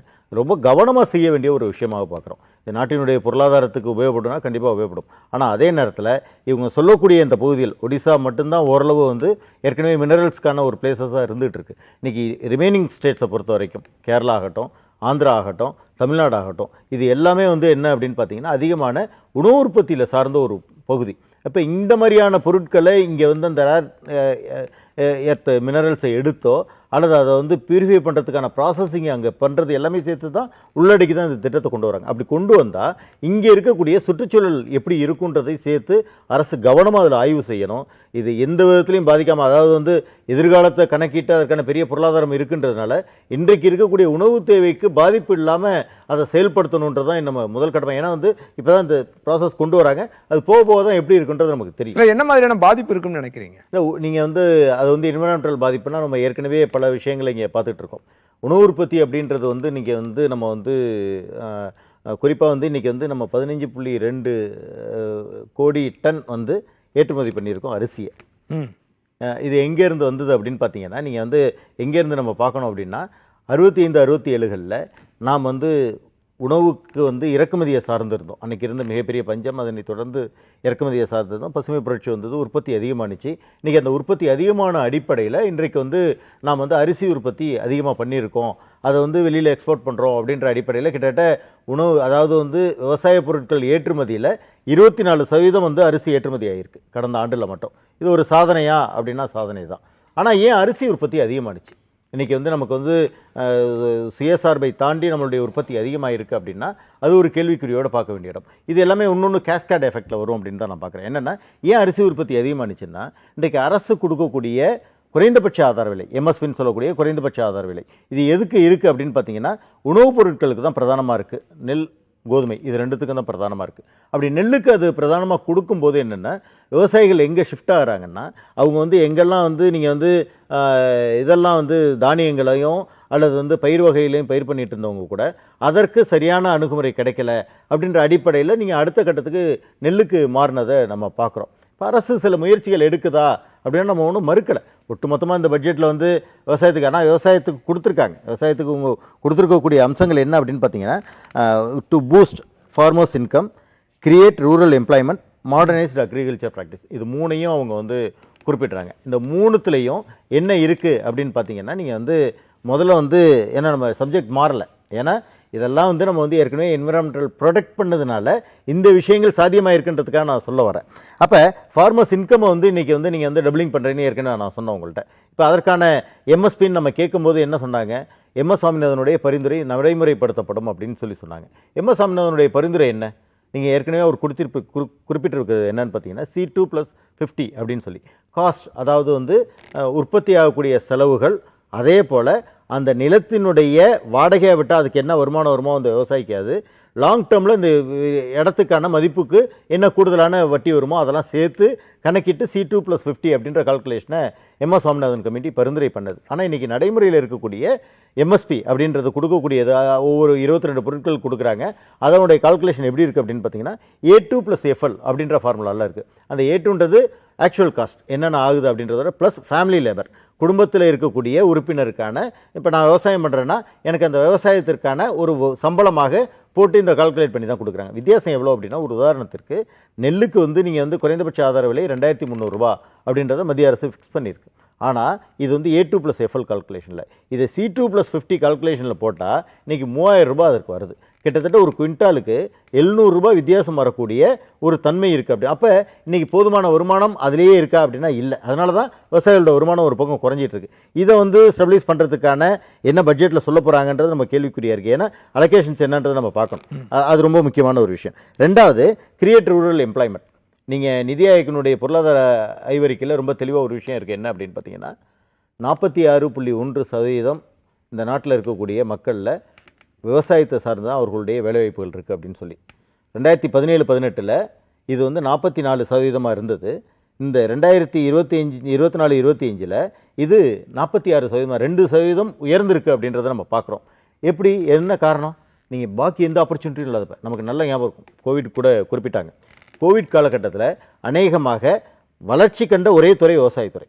கூடுதலாக அதிகமான புலம்பெயர்ந்த தொழிலாளர்களுக்கு வேலை கொடுத்ததும் வந்து நீங்கள் வந்து விவசாயத்துறை தான். அப்போ விவசாயத்துறையில் இருக்கக்கூடிய இப்போ இந்த கிரியேட் ரூரல் எம்ப்ளாய்மெண்ட் அப்படின்றது ஏற்கனவே இருக்குது, அதிலெல்லாம் ஒன்றும் கிடையாது. அப்போ இந்த எம்ப்ளாய்மெண்ட்டுக்கான ஆப்பர்ச்சுனிட்டிஸ் இன்னும் அதிகப்படுத்தணும்னா விவசாயிகளுடைய வாழ்வாதாரம் சரியாக வந்தால் தான் பண்ண முடியுன்றதையும் ஒரு கருத்தை பதிவு பண்ணுறோம். அதில் அவங்க பூஸ்ட் பண்ணுறதுக்கு.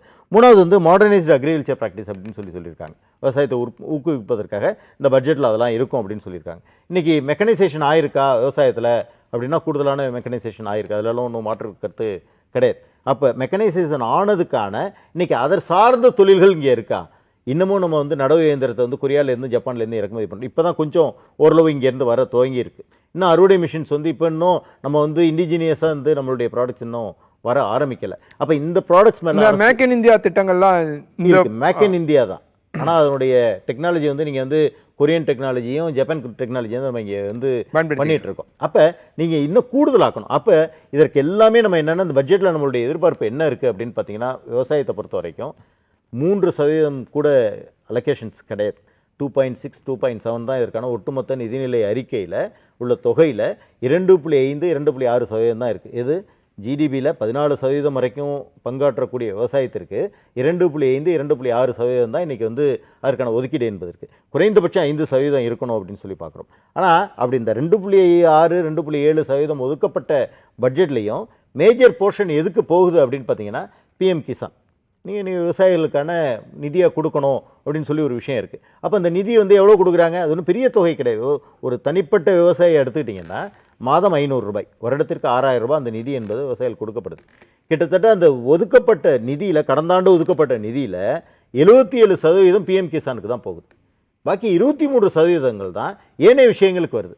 அப்போ அதுலேயும் வந்து குறைச்சி என்ன அப்படின்னு பார்த்தீங்கன்னா, நீங்கள் அக்ரிகல்ச்சருடைய இன்ஃப்ராஸ்ட்ரக்சர் அல்லது அதனுடைய டெவலப்மெண்ட்டுக்கு நம்ம வந்து ஒவ்வொரு வருடமும் கேட்குறது என்னென்னா, விவசாயத்தை அடுத்த கட்டத்துக்கு இந்த சொன்ன அரசு பூஸ்ட் பண்ணணும் அல்லது இதனுடைய கடமையாக நாங்கள் செய்கிறோம் அப்படின்னு சொல்லக்கூடிய விஷயங்களில் அரசு செய்ய வேண்டிய முக்கியமான அம்சமாக நம்ம பார்க்கறது என்ன அப்படின்னு பார்த்தீங்கன்னா, நீங்கள் உட்கட்டமைப்பை வளர்க்குறது ஒரு பக்கம் இருந்தால் கூட டெக்னாலஜி சேஞ்ச் பண்ண வேண்டிய அவசியம் இருக்குது. டெக்னாலஜி சேஞ்ச் ஏன் நம்ம சொல்கிறோம் அப்படின்னா, 15.2 கோடி டன் நம்ம ஏற்றுமதி பண்ணியிருக்கோம். ஆனால் நம்முடைய சராசரி உற்பத்தி ஒரு ஹெக்டேருக்கு வந்து எவ்வளோன்னு பார்த்தீங்கன்னா 4390 கிலோ தான் அதிகபட்சமாக நம்ம வந்து உற்பத்தி பண்ணியிருக்கோம். ஆனால் சைனாவில் நம்மை விட கம்மியாக 14.6 கோடி டன் தான் அவங்க வந்து உற்பத்தி பண்ணியிருக்காங்க. ஆனால் அவர்களுடைய ஒரு ஹெக்டேருக்கு அவங்க உற்பத்தி பண்ணக்கூடிய எவ்வளோ அப்படின்னு பார்த்தீங்கன்னா 7100 கிலோ அவர்கள் உற்பத்தி பண்ணுறாங்க. அப்போ எங்கே நம்ம வேறுபாடு இருக்குது? கிட்டத்தட்ட 4300க்கும் 7100க்கும் இருக்கக்கூடிய இடைவெளியை நம்ம பார்க்க வேண்டியது இருக்குது. இதெல்லாம் எங்கே பண்ணணும் அப்படின்னு பார்த்தீங்கன்னா, இன்றைக்கி நம்ம இதுக்கான R&D என்பது தேவைப்படுது. கூடுதலாக விவசாயத்திற்கான ரிசர்ச் அண்ட் டெவலப்மெண்ட் கூடுதலாக தேவைப்படுது.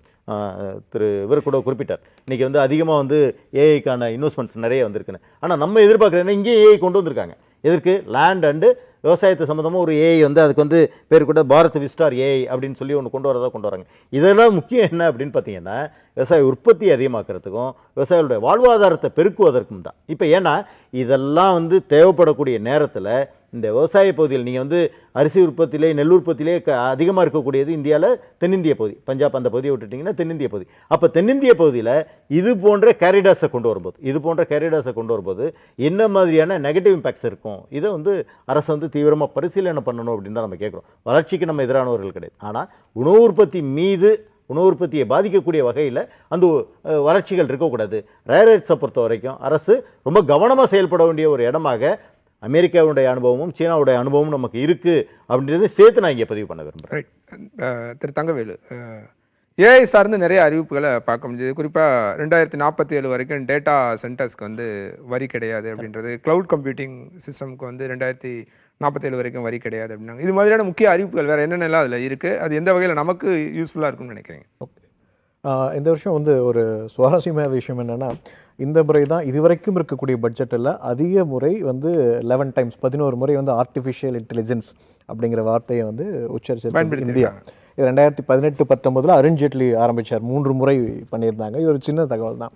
பட் இதில் வந்து சில விஷயங்கள் எதிர்பார்த்த ஒரு கன்சென்ஸ் இருக்குது. ஒரு சாதாரண ஒரு சாமானிய மக்களை பாதிக்கக்கூடிய விஷயத்தை அட்ரஸ் பண்ணாமல் விட்டுருக்காங்க. முதல்ல பாசிட்டிவான விஷயங்கள் பார்த்துருவோம். இல்லை, பாசிட்டிவாக பார்த்தோம்னா இந்தியாவுடையது ஆல்ரெடி நான் சொன்னபடி ஒரு தனித்துவமான ஒரு முன்னெடுப்பு. என்னென்னா இதில் வந்து ஸ்மால் இஸ் பியூட்டிஃபுல் அப்படிங்கிற ஒரு சின்ன டாஸ்க் ஸ்பெசிஃபிக் இதை கொண்டு வர போகிறாங்க. ஏர்ன் அண்ட் லேர்ன் அப்படின்னு ஒரு விஷயத்தை கொண்டு வராங்க. அதாவது ஸ்டூடெண்ட்ஸ்க்கு வந்து நீங்கள் படிக்கும் பொழுது ஒரு நிறுவனங்களில் வேலை பார்த்து அதன் மூலம் கிடைக்கக்கூடிய கிரெடிட்ஸை வச்சு நீங்கள் பணமாக மாற்றிக்கக்கூடிய விஷயங்களை கொண்டு வராங்க. இது எதற்காக அப்படின்னா, இளைஞர்களிடத்தில் ஏஐ வந்து ஒரு கல்வியை தவிர்த்து ஒரு சப்ஜெக்டாக மட்டும் இல்லாமல் ஒரு ப்ராக்டிக்கலான ஒரு என்விரான்மெண்ட்டை க்ரியேட் பண்ணுறதுக்கான விஷயங்களாக இதில் நம்ம பார்க்குறோம். ரெண்டாவது மிக விஷயம் என்னென்னா, டேட்டா இதை வந்து இந்தியாவிலேருந்து வெளியே போகிற விஷயத்தை வந்து இவங்க வந்து இந்த முறை அட்ரஸ் பண்ணலை. நீங்கள் குறிப்பாக பார்த்தீங்கன்னா, இந்த கடந்த ஒரு வருடத்தில் இந்தியாவுடைய ஒரு விஷயம் வந்து ஒரு மேசிவான ஒரு டேட்டா பேங்க்னு சொல்லுவோம். ஒரு மிகப்பெரிய ஒரு ஓஷன், கடல். நீங்கள் உலகத்தை ஒரு புறம் எடுத்துக்கொண்டு இந்தியாவை இன்னொரு புறம் வச்சிங்கன்னா, இந்தியாவில் இருக்கக்கூடிய டேட்டா தான் த மோஸ்ட் சுப்பீரியர் டேட்டா. எதனால் அப்படின்னா, இங்கே இருக்கக்கூடிய மொழிகள் அண்ட் பன்முக கலாச்சாரம், பன்முகத்துவம், ஒவ்வொரு மாநிலங்களிலிருந்தும் கிடைக்கக்கூடிய தகவல்கள் வந்து அபரிமிதமான ஒரு விஷயத்தை கொடுக்கும். இதனால தான் ஏஐ நிறுவனங்கள் வந்து இந்தியாவில் ஸ்பெசிஃபிக்காக வந்து எல்லாமே ஃப்ரீயாக கொடுத்தாங்க. ப்ரீமியம் சப்ஸ்கிரிப்ஷன்ஸ் எல்லாமே வந்து சில ஏர்டெல் மூலிமா வந்து கூகுள் ஃப்ரீ, ஓப்பன் ஏஐ வந்து ஃப்ரீயாக கொடுத்தாங்க. அதை எதற்காகனா, அதிக பயன்பாட்டை இந்தியர்களிடம் கொண்டு வந்து அதன் மூலமாக டேட்டாவை அவர்கள் எடுத்து அதை வந்து வலுப்படுத்திக்கிறது. ஆரம்பகட்ட ஏஐ வந்து ஆல்ரெடி உருவாக்கிட்டாங்க, ஓப்பன் ஏஐ, சாட்ஜிபிடி ஆகட்டும், கூகுள் ஆகட்டும். பட் அதுக்கு அடுத்து அதுக்கான இன்டெலிஜென்ஸையும் ட்ரைனிங் மாடலையும் டேட்டா செட்டையும் எங்கே எடுப்பீங்க? இங்கே தான். அதற்கு வந்து இவங்க ஒரு ரெஸ்ட்ரிக்ஷன் வந்து இங்கே வந்து கொண்டு வரல. இன்னும் வந்து டேட்டா இங்கேருந்து போய்ட்டுருக்கு. மிக முக்கியம் என்னென்னா, மைக்ரோசாஃப்ட் பார்த்திங்கன்னா கடந்த மாதம் இன்னும் ஒரு 10 நாட்களுக்கு முன்பு $19 பில்லியன் வந்து இந்தியாவில் இன்வெஸ்ட் பண்ண போகிறதா அறிவிச்சிருக்காங்க. உடனே கூகுள் சொல்லியிருக்காங்க, நான் வந்து ஒரு ஏஐ ஹப் கொண்டு வரேன் அது மூலிமா எல்லாருக்கும் நாங்கள் சொல்லித்தரோம். ஸோ உலக நாடுகள் இந்தியா நோக்கி வந்துட்டு இருக்காங்க. எல்லாம் ஆல்ரெடி வந்துட்டாங்க. இவன் கூட அமேசான் அனௌன்ஸ் பண்ணியிருக்காங்க 2030 நான் $30 பில்லியன் கொடுக்குறேன் அப்படின்னு. இது எதற்காக அப்படின்னா இங்கே இருக்கக்கூடிய டேட்டாவை வந்து எடுத்து அவர்களை வெளிப்படுத்திக் கொள்வதற்கு ஒரு பின்னணி அது இருக்குது. இங்கே ஒரு ரெஸ்ட்ரிக்ஷன் வரல. மற்ற உலக நாடுகள் அவர்களுடைய மக்களுடைய டேட்டாவை பயன்படுத்துவது, நிறுவனங்கள் பயன்படுத்துவது தொடர்பாக நிறைய சட்டங்கள் கொண்டு வந்து, GDPR போல சட்டங்கள் கொண்டு வந்து அதை வந்து இது எங்கே பிரச்சனை வருது அப்படின்னு நீங்கள் பார்த்தீங்கன்னா, இதன் மூலிமா சைபர் ஸ்கேம்ஸ் இந்த வருடம் நான் சொன்ன கன்சர்ன்ஸில் மிக முக்கியமாக ஒவ்வொரு சாதாரண மனிதனும் இந்த கடந்த ஒரு வருடத்தில் மிகப்பெரிய அளவில் ஸ்கேம்ஸில் மாட்டியிருக்காங்க. டிஜிட்டல் அரெஸ்ட்டுங்கிற ஒரு ஸ்கேம் வந்து பெரிய அளவில் ஏற்படுத்தியிருக்கு. அடுத்து ஏஐ பவர்ட் ஸ்கேம்ஸ்னு சொல்லுவாங்க, வாய்ஸ் க்ளோனிங், அதாவது உங்களுடைய உறவினர்கள் அவர்களே பேசுகிற மாதிரி பேசுகிறது. இது மூலிமா கிட்டத்தட்ட 20,000 கோடி ரூபாய் வரைக்கும் இழப்பு ஏற்படுத்திருக்கிற இதை தடுப்பதற்கு ஏதாவது இதில் அறிவிப்புகள் இல்லை. அதுதான் நான் சொன்னேன். எதற்காகனா நீங்கள் வலுப்படுத்தி கொண்டே செல்வது உண்மையிலுமே ஒரு வரவேற்கத்தக்க விஷயம், தனித்துவமானது. அண்ட் இது வந்து ஒரு ஸ்டூடெண்ட்ஸ்க்கும் சரி ஒரு பெட்டர் நேஷனாக நம்ம இன்னொரு 5 வருடங்கள் மாறுவதற்கான ஒரு ஆரம்ப நிலை. பட் ஆல்ரெடி இங்கே பற்றி எரிந்து கொண்டிருக்கக்கூடிய ஒரு விஷயம் என்னென்னா, ஒவ்வொரு மனுஷன்கிட்ட இருந்தும் அவர்களுடைய பாக்கெட்லேருந்து அவர்களுடைய வருமானத்துலேருந்து ஒவ்வொரு குடும்பமும் ஒரு கணிசமான தொகையை இழந்து கொண்டிருக்கிறார். இதற்கு எகென்ஸ்டாக நீங்கள் வந்து கம்ப்ளைண்ட்ஸ் வந்து பார்த்தீங்கன்னா கிட்டத்தட்ட ஒரு லட்சக்கணக்கான கம்ப்ளைண்ட்ஸ் வந்து பெண்டிங்கில் தான் இருக்குது. கடந்த வருடத்துடைய பட்ஜெட்டில் வந்து 1000 கோடி ஏதோ அறிவிச்சு அதில் வந்து நம்ம வந்து 1930 இன்னும் வேகப்படுத்துகிறோம் அப்படின்னு சொல்லியிருந்தாங்க.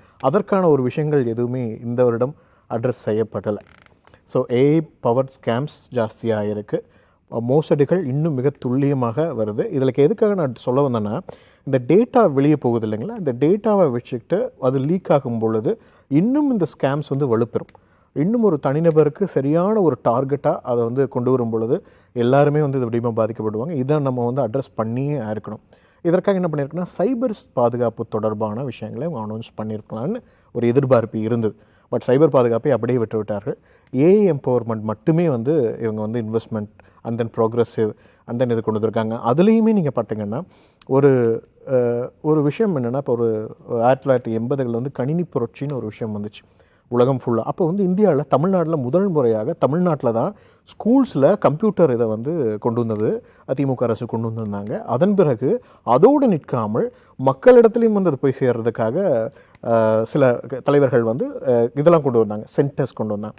யார் வேணால் போகலாம், கிடத்துக்கலாம், விருத்தாச்சலம் தொகுதியில் முதல்ல கொண்டு வந்தாங்கன்னு நினைக்கிறேன். அதுபோல் இந்த வருடம் இந்த தொழில்நுட்பம் மாணாக்கர்களுக்கு நீங்கள் ஒரு சப்ஜெக்டாகவும் கொண்டு வரது சரி. ஆனால் அதுதான் அந்த இடத்துல நானுமே கேட்கணும்னு நினச்சேன். தொழில்துறை மட்டுமல்லாது மாணவர்களுக்கு இந்த ஏஐ எந்த வகையில் பயனுள்ளதாக இருக்கிறதுக்கான அறிவிப்புகள் இதில் இந்த ஒரு சிலது தான் ஏர்ன் அண்ட் லேர்ன்னு கொண்டு வந்திருக்காங்க. அதாவது ஒன்லி சப்ஜெக்ட் மட்டுமே இல்லாமல் நீங்கள் வந்து ஒரு நிறுவனத்துலையும் ஒர்க் பண்ணலாம், அதன் மூலியம் கிடைக்கக்கூடிய பாயிண்ட்களை வச்சு நீங்கள் வந்து அதை வந்து ஏர்ன் பண்ணிக்கலாம் அப்படின்னு இருக்காங்க. அது எந்தளவுக்கு வரல.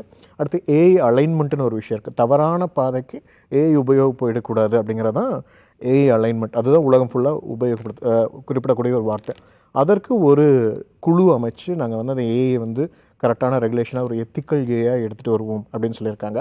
அடுத்து ஒரு இந்தியாவிற்கான ஒரு விஸ்தார் அப்படிங்கிற ஒரு மாடல் நாங்கள் டெவலப் பண்ண போகிறோம் அப்படின்னு இருக்காங்க. இதற்கு வந்து ஆக்சுவலாக நான் சொன்ன இந்த சைபர் செக்யூரிட்டி விஷயங்கள், மோசடிகள், இது வந்து காமன் ஒரு மேனுக்கான பாதிப்புகளை உண்டாக்குறது அட்ரஸ் பண்ணியிருந்தால் இன்னுமே வந்து ஒரு பெட்டர் இதாக இருந்திருக்கும். வளர்ச்சியை பார்த்துக்கொள்கிறோம். ஆல்ரெடி இருக்கக்கூடிய ஒரு மோசடிகளை, ஏன்னா நீங்கள் வந்து 20,000 கோடி இழப்பு ஏற்படுத்திருக்கிறத விட நீங்கள் அந்த கம்ப்ளைண்ட்ஸ் வந்து இன்னும் அப்படியே பெண்டிங்கில் இருக்கும். அந்த கம்ப்ளைண்ட்ஸ் கொடுக்கக்கூடிய எனக்கு பணம் கிடைச்சிரும் அப்படின்னு கொடுக்குறவங்களுக்கு நம்ம என்ன அதுக்கான ஒரு சிஸ்டம் எப்படி வலுப்படுத்த போகிறோம் அப்படிங்கிறதுல அட்ரஸ் ஆகலை. இப்போ இந்த வருடம் அட்ரஸ் ஆகலைன்னா இனி இது எப்படி தான் அது நடக்கும்? ஒரு பணம் இழந்தவர்கள் கொண்டு வந்து கம்ப்ளைண்ட் கொடுக்குறாங்க. இது ஈவன் அரசும் காவல்துறையும் வந்து சிம் கார்ட்ஸ் பிளாக்கிங்கு, மியூல் அக்கௌண்ட்ஸ்னு சொல்லுவாங்க. அதையெல்லாம் மியூல் அக்கௌண்ட்ஸுங்கிறது ஒருத்தவங்களுடைய பேரில் காசு கொடுத்து அவங்களுக்கு பணம் வந்ததுன்னா அந்த அக்கௌண்ட்லேருந்து அவங்களுக்கு ஒரு கணிசமான தொகையை எடுத்துகிட்டு மிச்சத்தை வாங்கிக்கிறது. அதை எல்லாத்தையுமே தேடி பிடிச்சி அரெஸ்ட் பண்ணி ஒவ்வொரு வங்கிகளிலும் பண்ணிட்டு தான் இருக்காங்க. பட் இந்த சைடு குவியக்கூடிய கம்ப்ளைண்ட்ஸ் பார்த்திங்கன்னா மிக அபரிமிதமாக இருக்குது. அந்த சிஸ்டத்தை வலுப்படுத்துவதற்காகவும் இழந்த பணத்தை மக்கள் இழந்த பணத்தை எப்படி அரசு திருப்பி கொடுக்க போகிறது, அதற்கான ஒரு முன்னெடுப்பு இதில் எதிர்பார்த்தோம், அது கிடைக்கல. ரைட். ஒட்டுமொத்தமாக இந்த ஏஐ எல்லாத்தையும் மொத்தமாக பார்க்கும்போது, இன்றைய அறிவிப்புகள் எல்லாத்தையும் பார்க்கும்போது தமிழ்நாட்டுக்கு அப்படின்னு ஸ்பெசிஃபிக்காக ஏதாவது அறிவிப்புகள் அப்படி இருக்கா? இல்லை, தமிழ்நாட்டில் ஒரு இந்திய நேஷனல் லெவல் நீங்கள் சொன்ன டேட்டா செக்யூரிட்டி அது காமனாக ஜென்ரலாக அது காமனாக அதுவே ஒரு பெரிய விஷயம் தான். அதாவது நம்ம ஒரு விஷயம் புரிஞ்சுக்கணும். ஒரு ஏஐயோடைய டெவலப்மெண்ட்க்கு பின்னாடி நிறைய விஷயங்கள் இருக்குது. அதாவது ஒன்று கம்ப்யூட்டர்னு சொல்லக்கூடிய சிப்செட்டுன்னு சொல்லுவாங்க. அடுத்து செமிகண்டக்டர் வந்து ஒரு எலக்ட்ரிக்கல் பவர் கொடுக்குறது. இந்த சிப்செட்டு தான் பிரெயின். அதன் பிறகு நீங்கள் பார்த்தீங்கன்னா ஸ்டோரேஜ் யூனிட் அதோடு நிற்க போக கிடையாது. நீங்கள் அதுக்கப்புறம் ஏஐ எக்ஸலரேட்டர்ஸ்ன்னு சொல்லுவாங்க. நம்ம பார்க்குறது என்னென்னா வெறும் ChatGPT பார்க்குறோம், ஜெமினி பார்க்குறோம். பட் அதற்கு பின்னாடி அது நம்முடைய பயன்பாட்டுக்கு வருவதற்கு இவ்வளவு நிறுவனங்கள் பின்னாடி இருக்குது. ஸ்டோரேஜ் இருக்குது. அதன் பிறகு நீங்கள் எலக்ட்ரிசிட்டின்னு சொல்லுவாங்க, பவர் கன்சம்ஷன். அதாவது ஒரு நாளுக்கு ஒரு டேட்டா சென்டர் ஒரு ஏஐக்கு இயங்குவதற்கு 20,000 லிட்டர் நீர் தேவைப்படுது அதற்கான கூழ் அப்படிங்கிறது தான் இது. ஸோ இந்த விஷயங்களை இவர்கள் வலுப்படுத்தாமல் இதற்கான ஒரு அறிவிப்புகள் வெறும் ஆர்டிஃபிஷியல் இன்டெலிஜென்ஸ் அப்படிங்கிறது it is not just artificial intelligence. அதற்குள்ளே இவ்வளோ சப்செட் இருக்குது. ஸ்டோரேஜ் எங்கேருந்து நீங்கள் பண்ண போகிறீங்க, அண்டு நீங்கள் சொல்லக்கூடிய டேட்டா சென்டர்ஸு, அண்ட் தென் அதற்கான கம்ப்யூட் டிவைசஸ் ஓனா. ஏன்னா நம்ம மேலேருந்து தான் எல்லாம் கேட்டிருக்கோம். ஸோ அவர்கள் என்ன செய்கிறாங்கன்னா, இங்கேருந்து நீங்கள் எங்கிட்ட டேட்டா மட்டும் கொடுங்க, நாங்கள் எங்களை வலுப்படுத்திக் கொள்கிறோம் அப்படிங்கிறாங்க. இங்கே நீங்கள் சிப்செட்டில் செமிகண்டக்டர்ஸில் மட்டும்தான் ஸ்டார்ட் பண்ணியிருக்கோம், அறிவிப்புகள் வந்திருக்கு. ஸோ அதற்கான ஸ்கில் செட் நம்மகிட்ட இருக்குது. அதற்கான ஸ்கில் செட் இல்லைங்கிறதையும் ஒரு பாட்டில் நெக்காக அட்ரஸ் பண்ணியிருக்காங்க அந்த மத்திய ஆய்வறிக்கையில்.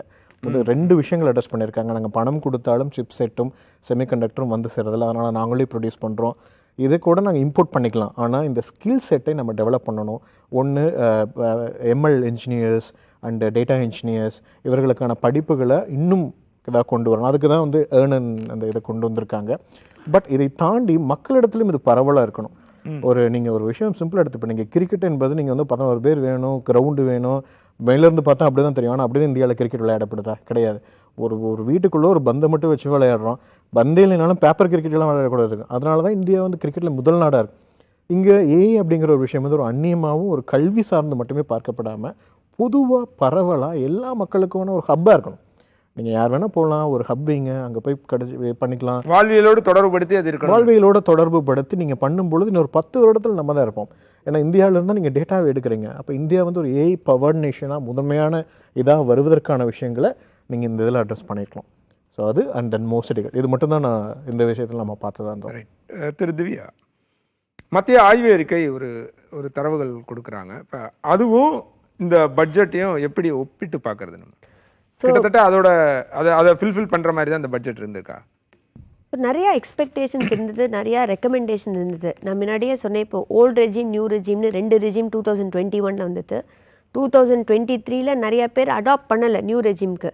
ஸோ நியூ ரெஜிமை புஷ் பண்ணணும்னு சொல்லிட்டு நிறையா அட்வான்டேஜஸ் நியூ ரெஜிமில் மட்டும் எடுத்துகிட்டு வந்து இப்போ ஆல்மோஸ்ட் ஓல்டு ரெஜிம் வந்து இன்னாப்ரேட்டிவாகவே ஆயிடுச்சு. இப்போ நீங்கள் ரிட்டர்ன் ஃபைல் பண்ணால் ஆட்டோமேட்டிக்காக நீங்கள் நியூ ரெஜிம் ஃபஸ்ட்டு சுலபமாக இருக்கா, அதில் டேக்ஸ் கம்மியாக இருக்கான்னு பார்த்தா அப்புறம் தான் நீங்கள் ஓல்டு ரெஜிம் போவீங்க. இப்படி நடக்கிறச்சே நிறையா என்ன நடந்ததுன்னா, ஓல்டு ரெஜிமில் நீங்கள் ஒரு மெடிக்ளைம் எடுத்தீங்க, ஒரு லைஃப் இன்சூரன்ஸ் எடுக்கிறீங்க, ஒரு எஜுகேஷன் லோன் எடுக்கிறீங்க, ஹவுஸ் லோன் எடுக்கிறீங்க, இதுக்கெலாம் வந்து கவர்மெண்ட் டிடக்ஷன்ஸ் கொடுத்தது. ஸோ இதோட ஐடியா என்னென்னா எல்லாருமே இதெல்லாம் எடுக்கணும், எல்லாருக்கும் இன்சூரன்ஸ் இருக்கணும், அப்படி புஷ் பண்ணுறதுக்கு. இப்போ கவர்மெண்ட் என்ன சொல்லுதுன்னா, நான் வந்து உங்கள் கையில் பணத்தை கொடுத்துட்றேன், நீங்கள் எடுத்து உங்களுக்கு இன்வெஸ்ட் பண்ணிக்கோங்க, உங்களுக்கு பணத்தை ப்ரொடெக்ட் பண்ணிக்கோங்க. ஏன்னா நிறைய பேர் கம்ப்ளைண்ட் பண்ணாங்க, இப்போ எஃப்டியில் 5 years வந்து 7% தான் வருது டேக்ஸ் டிடக்ஷனுக்கு, பட் நான் மார்க்கெட்டில் போட்டோன்னா 13% வருது. அப்படி நிறைய டிஸ்அக்ரிமெண்ட் இருந்தாலே இப்போ ஃபுல்லாகவே நியூ ரெஜிம்க்கு போயிட்டோம். இந்த பட்ஜெட் வரைச்சே சில எக்ஸ்பெக்டேஷன்ஸ் இருந்தது. இந்த நியூ ரெஜிம் கொண்டு வந்ததோட நோக்கமே ஓல்டு ரெஜிமை கொஞ்சமா அபாலிஷ் பண்றதுதானே? ஆமா, ஏன்னா முதல் முறையா எடுத்துட்டு வரச்சே 2 ரெஜிமே பெனிஃபிஷியலாக இருந்தது. ஆனால் நிறைய ஒரு 90% வந்து ஓல்டு ரெஜிமில் தான் ஃபைல் பண்ணிட்டு இருந்தாங்க. அது வந்து கம்ப்ளீட்டாக மாறணும்னு சொல்லிட்டு இப்போ இருக்கிற காலத்தில் வந்து நியூ ரெஜிம் தான் வந்து டிஃபால்ட் ரெஜிம். ஸோ 7 லட்சத்துக்கு மேலே உங்களுக்கு டிடக்ஷன்ஸ் இருந்தால் தான் நீங்கள் ஓல்டு ரெஜிம் போவீங்க. நிறையா மக்களுக்கு அந்த கைண்ட் ஆஃப் டிடக்ஷன்ஸ் இருக்காது, அதனால நியூ ரெஜிம் பெனிஃபிஷியலாக போகிறாங்க. இப்படி 12 லட்சம் வர இருக்கனால 12 லட்சம் வரதுக்கு ஓல்டு ரெஜிமில் 5 லட்சம் தான், இப்போ நியூ ரெஜிமில் 12 லட்சம். ஆனால் நிறைய பேர் கன்ஃபியூஸ் ஆகிறாங்க, 12 லட்சம் வரைக்கும் டேக்ஸ் இல்லை, ரிட்டர்ன் ஃபைல் பண்ணக்கூடாது. அது கிடையாது. 4 லட்சத்துக்கு மேலே உங்களுக்கு இன்கம் இருந்தாலே, வருமானம் இருந்தால் நீங்கள் டேக்ஸ் ரிட்டர்ன் ஃபைல் பண்ணணும். ஆனால் அது 12 லட்சம் வரைக்கும் உங்களுக்கு டேக்ஸ் பேமெண்ட் வராது. ஸோ கவர்மெண்ட் வந்து எல்லாருமே ரிட்டர்ன் ஃபைலிங் ப்ராக்கெட்டில் எடுத்துகிட்டு வந்துடுறாங்க.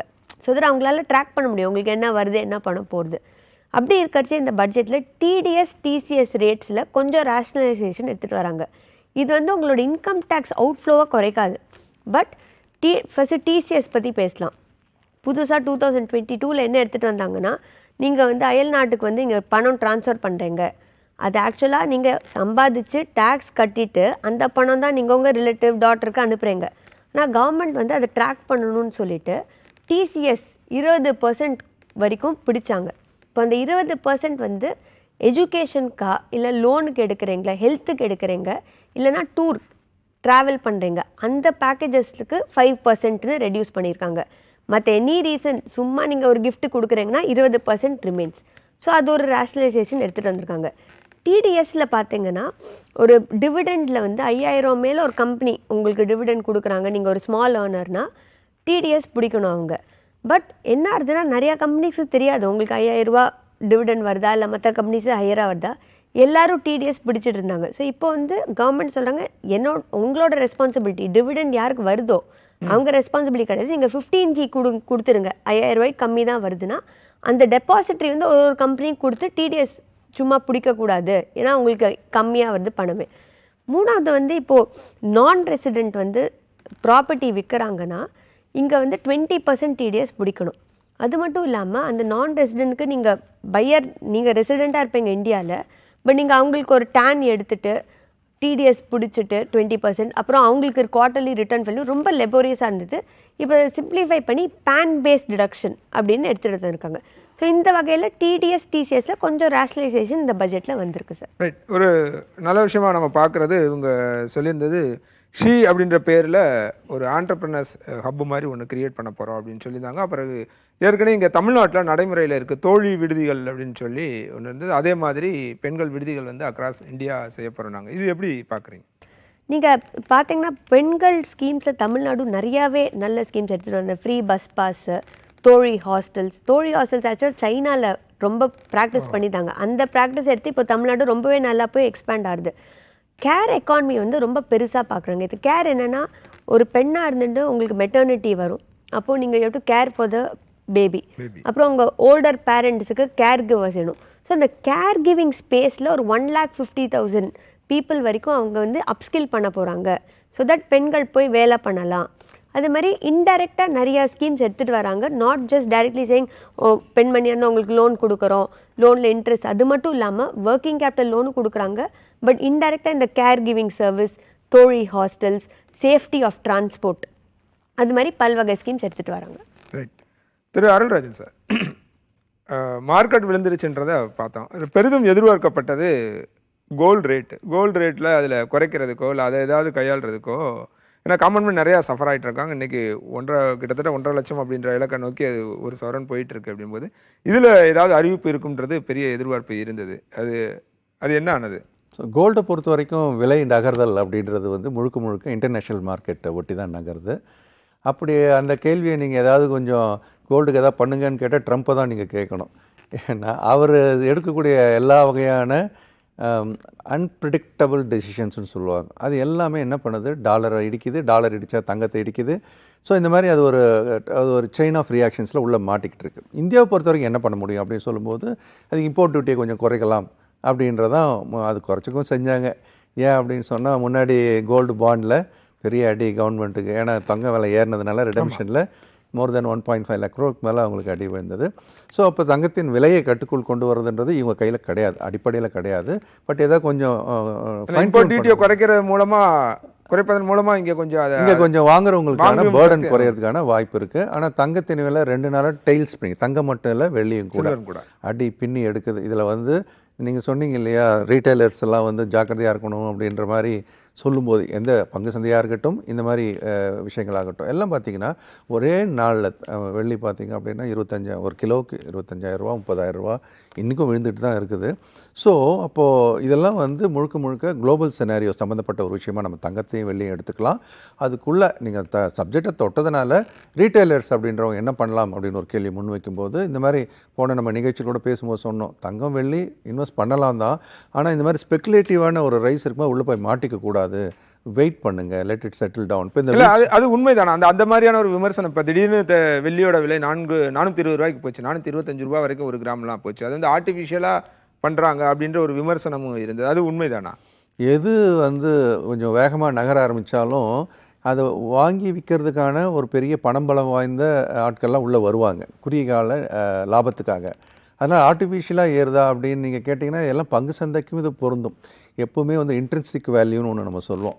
ஒரு பங்குக்கான இன்ட்ரென்சிக் வேல்யூனா இதான் ஒரு நியாயமான ஒரு விலை அப்படின்னு சொல்லிட்டு, பங்கு சந்தையில் எப்பயுமே அந்த நியாயமான விலையை ஒட்டி வியாபாரம் ஆகாது. சில சமயம் அந்த நியாயமான விலையை விட பல மடங்கு பெருசாக வியாபாரமாகும், சில சமயம் பார்த்திங்கன்னா பல மடங்கு கீழே இறங்கியும் வியாபாரமாகும்.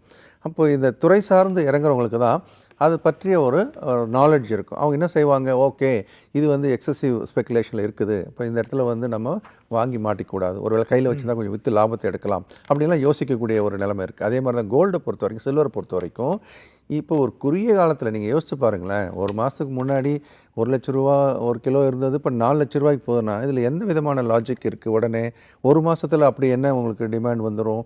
அதாவது நான் சொல்கிறது ப்ரொடக்டிவாக நீங்கள் அதை வாங்கி ஒரு பொருளுக்கு உபயோகப்படுத்தி அதன் மூலமாக வரக்கூடிய அவுட்புட் அப்படின்றது இந்த ஒரு மாதத்தில் பெரிய மாற்றங்கள் வரப்போதில்லை. ஆனால் ஒரு ஹாரிசான் அப்படின்னு நீங்கள் பார்க்கும்போது வெள்ளியினுடைய பயன்பாடு, தங்கத்தை வந்து நம்ம ஒரு வேல்யூ மெட்டலாக நம்ம பார்க்குறோம். ஆனால் வெள்ளி எடுக்கும்போது value metal plus industrial application அப்படி சொல்லக்கூடிய வகையில் ரெண்டாக பிரித்து பார்க்கும்போது அதுக்கான வேல்யூ இருக்குது தான் இருக்குது. ஆனால் 1 லட்சம் ஒரு கிலோ 1 லட்சத்துலேருந்து 4 லட்சம் போகிற அளவுக்கான வேல்யூ அப்படின்றது உடனடியே இல்லை. காரணம் என்னன்னு சொல்லும்போது உற்பத்தி அப்படின்னு சொல்லக்கூடிய வகையில் அது வந்து ஓவர் நைட் உற்பத்தி பண்ண முடியாத ஒரு பொருளும் கூட. ஏற்கனவே நம்ம பேசும்போது சொல்லியிருப்போம், இந்த ஜிங்க் லெட்டு இதெல்லாம் உற்பத்தி பண்ணும்போது கிடைக்கக்கூடிய ஒரு பை ப்ராடக்ட்ஸ் தான் வெள்ளி. ஸோ அப்போ அதை உற்பத்தி பண்ண முடியாது, ஷார்ட் சப்ளை ஆகிப்போச்சு. அப்போது டிமாண்டு ஜாஸ்தியாக இருக்குது, சப்ளை கம்மியாக இருக்குதுன்ற ஒரு நிலவரத்தில் அதை யூஸ் பண்ணி விலை ஏற்றுறதும் அது மூலமாக பலன் அடைகிறதும் நடக்குது. இப்போ ஏன் ஒரே நாள் 30% விழுது, 25-30% அப்படின்னு சொன்னாலும் டம்ப் பண்ணுறவங்க தான், கீழே வாங்கினவங்களாம் மேலே விற்று டம்ப் பண்ணுறாங்க. ஏன்னு சொல்லும்போது அதுக்கு ஒரு கிளை கதைகள்லாம் வருது. இப்போ ரீசெண்டாக பார்த்தீங்கன்னா ஜெரோம் போவெல் அப்படின்னு சொல்லக்கூடிய ஃபெட் சேர்மன், அமெரிக்காவோட ஃபெட் சேர்மன், அவரோட டேர்ம் முடிஞ்சு அடுத்தது வந்து நம்ம ட்ரம்ப் அவரோட நாமினியாக ஒருத்தர் கெவின் வார்ஷன் ஒருத்தரை உள்ளே கொண்டாடுறாரு. அவர் வந்து ஆக்சுவலாக அந்த பொசிஷன் வந்து ரொம்ப முக்கியமான பொசிஷன், நாட்டோட பொருளாதாரத்தை கட்டுக்குள் கொண்டு வர்றது, அதாவது பணவீக்கத்தை கட்டுக்குள் கொண்டு வச்சு வளர்ச்சியை மெயின்டைன் பண்ணுறது மிக முக்கியமான ஒரு பங்கு வகிக்குது ரிசர்வ் பேங்க், நம்ம ரிசர்வ் பேங்க் மாதிரி அங்கே ஃபெட் ரிசர்வ். ஆனால் அதோட தலைவர் ஜெரோம் போவெல் அப்படின்றவர் வந்து அது ஒரு இண்டிபெண்ட் பாடி, இந்தியாவிலையும் அப்படி தான். ஆனால் அதை வந்து ட்ரம்ப் வந்து கொஞ்சம் ஓவர் பவர் பண்ண ட்ரை பண்ணார். நீ இன்ட்ரெஸ்ட் ரேட்டை கம்மி பண்ணு, நான் சொல்கிறேன் கம்மி பண்ணு அப்படின்னு. அவர் சொல்கிறார், இல்லை எப்போ தேவையோ அப்போ மட்டும் தான் நான் கம்மி பண்ணுவேன் அப்படின்னு சொல்லி அவர் வந்து அதை நிராகரிச்சிட்டார். அதனால் அங்கே வந்து ஃபயர் அப்படின்ற ஒரு வார்த்தை சாவனம் யூஸ் பண்ண போடும், யாரெல்லாம் தேவையில்லையோ அவங்கள ஃபயர் பண்ணிடலாம். உடனே ட்ரம்ப் வந்து ஐ வில் ஃபயர் ஜெரோம் போவெல் அப்படின்னாரு. ஆனால் அவங்க கான்ஸ்டியூஷன் பிரகாரம் அந்த மாதிரி ஒரு ஃபெட் சேர்மனை அவங்களால ஃபயர் பண்ண முடியாது, இவன் தான் பிரசிடென்ட் ஆஃப் தி கண்ட்ரியாக இருந்தாலும். அதனால் அந்த டேர்ம் வரைக்கும் வெயிட் பண்ணிவிட்டு இப்போ உள்ளே கொண்டு வரக்கூடிய இந்த கெவின் வார்ஷ் வந்து அவர் சொல்கிறதுக்கெலாம் தலையாட்டுவார், வட்டி விகிதத்தை குறைச்சிடுவார். இப்போ பார்த்தீங்கன்னா 3.5 3.75 இதில் இருக்குது வட்டி விகிதம் அமெரிக்கா பொறுத்த வரைக்கும். ட்ரம்ப் என்ன நினைக்கிறாரு, அது 1.5 கொண்டு வான்றாரு. இப்போ 1.5 கொண்டு வர்றதுன்றது அவ்வளோ ஈஸி கிடையாது. ஏன்னா எப்போவுமே இன்ஃப்ளேஷன்றது ஒரு ஃபேக்டர் நம்ம மைண்டில் வச்சுக்கணும். இப்போ இதுக்கு வட்டி விகிதத்தை குறைக்கும் போது என்ன ஆகும், டிமாண்ட் கூடும், விலைவாசி கூடும், இன்ஃப்ளேஷன் கூடும். இப்போ இன்ஃப்ளேஷன் கூடும்போது திரும்ப என்ன ஆகும், மக்களோட நடைமுறை வாழ்க்கை பாதிக்கப்படும். இதெல்லாம் கணக்கில் எடுத்துக்கிட்டு தான் அவங்க வேலை பார்ப்பாங்க. ஆனால் இப்போ இந்த சப்ஜெக்டை ஏன் தொட்டோம் அப்படின்னு சொல்லும்போது தங்கத்தின் விலை, வெள்ளி இதெல்லாம் தொடர்புடையது. அவர் எடுத்த அந்த முடிவின் அடிப்படையில் தான் வட்டி விகிதம் குறைக்கப்படும் போல இருக்குது, அதனால் தங்கத்தெல்லாம் டம்ப் பண்ணுன்றாங்க. பட் அதனால் இப்போதைக்கு பார்த்தீங்கன்னா அது அந்த ஒன்றுக்கு ஒன்று தொடர்புடைய ஒரு விஷயத்தான் இருக்கிறதுனால இப்போதைக்கு தங்கம் வெள்ளியும் பார்த்தீங்கன்னா வாலட்டாலிட்டி ரொம்ப ஜாஸ்தியாக இருக்கிறதுனால ரீட்டைல் இன்வெஸ்டர்ஸ் தள்ளி நிற்கிறது நல்லது. வாங்கணும்னு நினைக்கிறவங்க இன்னொரு ஃபால் வந்தது அப்படின்னு சொன்னால் சந்தோஷமாக அப்போது அதை வந்து நிப்ளிங் பண்ணணும். தே ஷுட் நாட் இன்வெஸ்ட், கொஞ்சம் கொஞ்சமாக they can start buying it. Next ஒரு 6 months டைம், மாதம் கொஞ்சமாக 6 months 9 months இந்த மாதிரி பிரித்து போட்டு வாங்குறது நல்லது. ரைட். 4 பேருக்குமே ஒரு பொதுவான கேள்வி, இந்த பட்ஜெட் தமிழகத்திற்கு என்ன தந்திருக்கிறது? உங்கள்கிட்ட இருந்து ஆரம்பிக்கலாம் திரு தங்கவேல். ஓகே, தமிழகம் பொறுத்து பார்த்தீங்கன்னா இந்த பட்ஜெட்டில் நமக்கு குறிப்பாக வந்து டீச்சர்ஸ்க்கு வந்து இங்கே வந்து ட்ரைனிங் கொடுப்போம் அப்படிங்கிற ஒரு விஷயத்தை வந்து இவங்க ஸ்டார்ட் பண்ணியிருக்காங்க. அண்ட் தென் செமிகண்டக்டர் இண்டஸ்ட்ரிக்காக நிறைய இன்வெஸ்ட்மெண்ட்ஸ் கிட்டத்தட்ட 40,000 அலாட் பண்ணியிருக்காங்கன்னு சொல்கிறாங்க.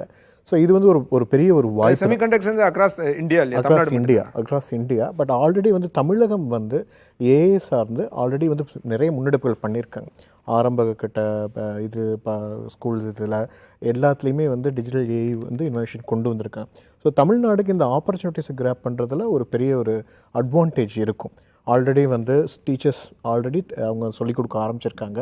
ஸோ இந்த விஷயம் வந்து ஒன்று நீங்கள் டேட்டா சென்டர் ப்ரொவைட் பண்ணுறதா இருந்தாலும் சரி, ஆல்ரெடி நமக்கான நாலேஜஸ் இருக்குது. டேக்ஸ் ஃப்ரீ வேறு அனௌன்ஸ் பண்ணியிருக்காங்க. ஸோ ஆல்ரெடி இருக்கக்கூடிய ஏஐ நாலேஜில் ஒரு பவர்டு ஸ்டேட்டாக இந்தியாவில் பார்த்தீங்கன்னா தமிழகம் வந்து முதன்மையான ஒரு மாநிலம். அதனால் அறிவிக்கப்பட்ட இந்த ஆப்பர்ச்சுனிட்டிஸை கிராப் பண்ணுறதுல நமக்கு ஒரு முன் இது இருக்கும். அதுதான் ஒரு விஷயம்.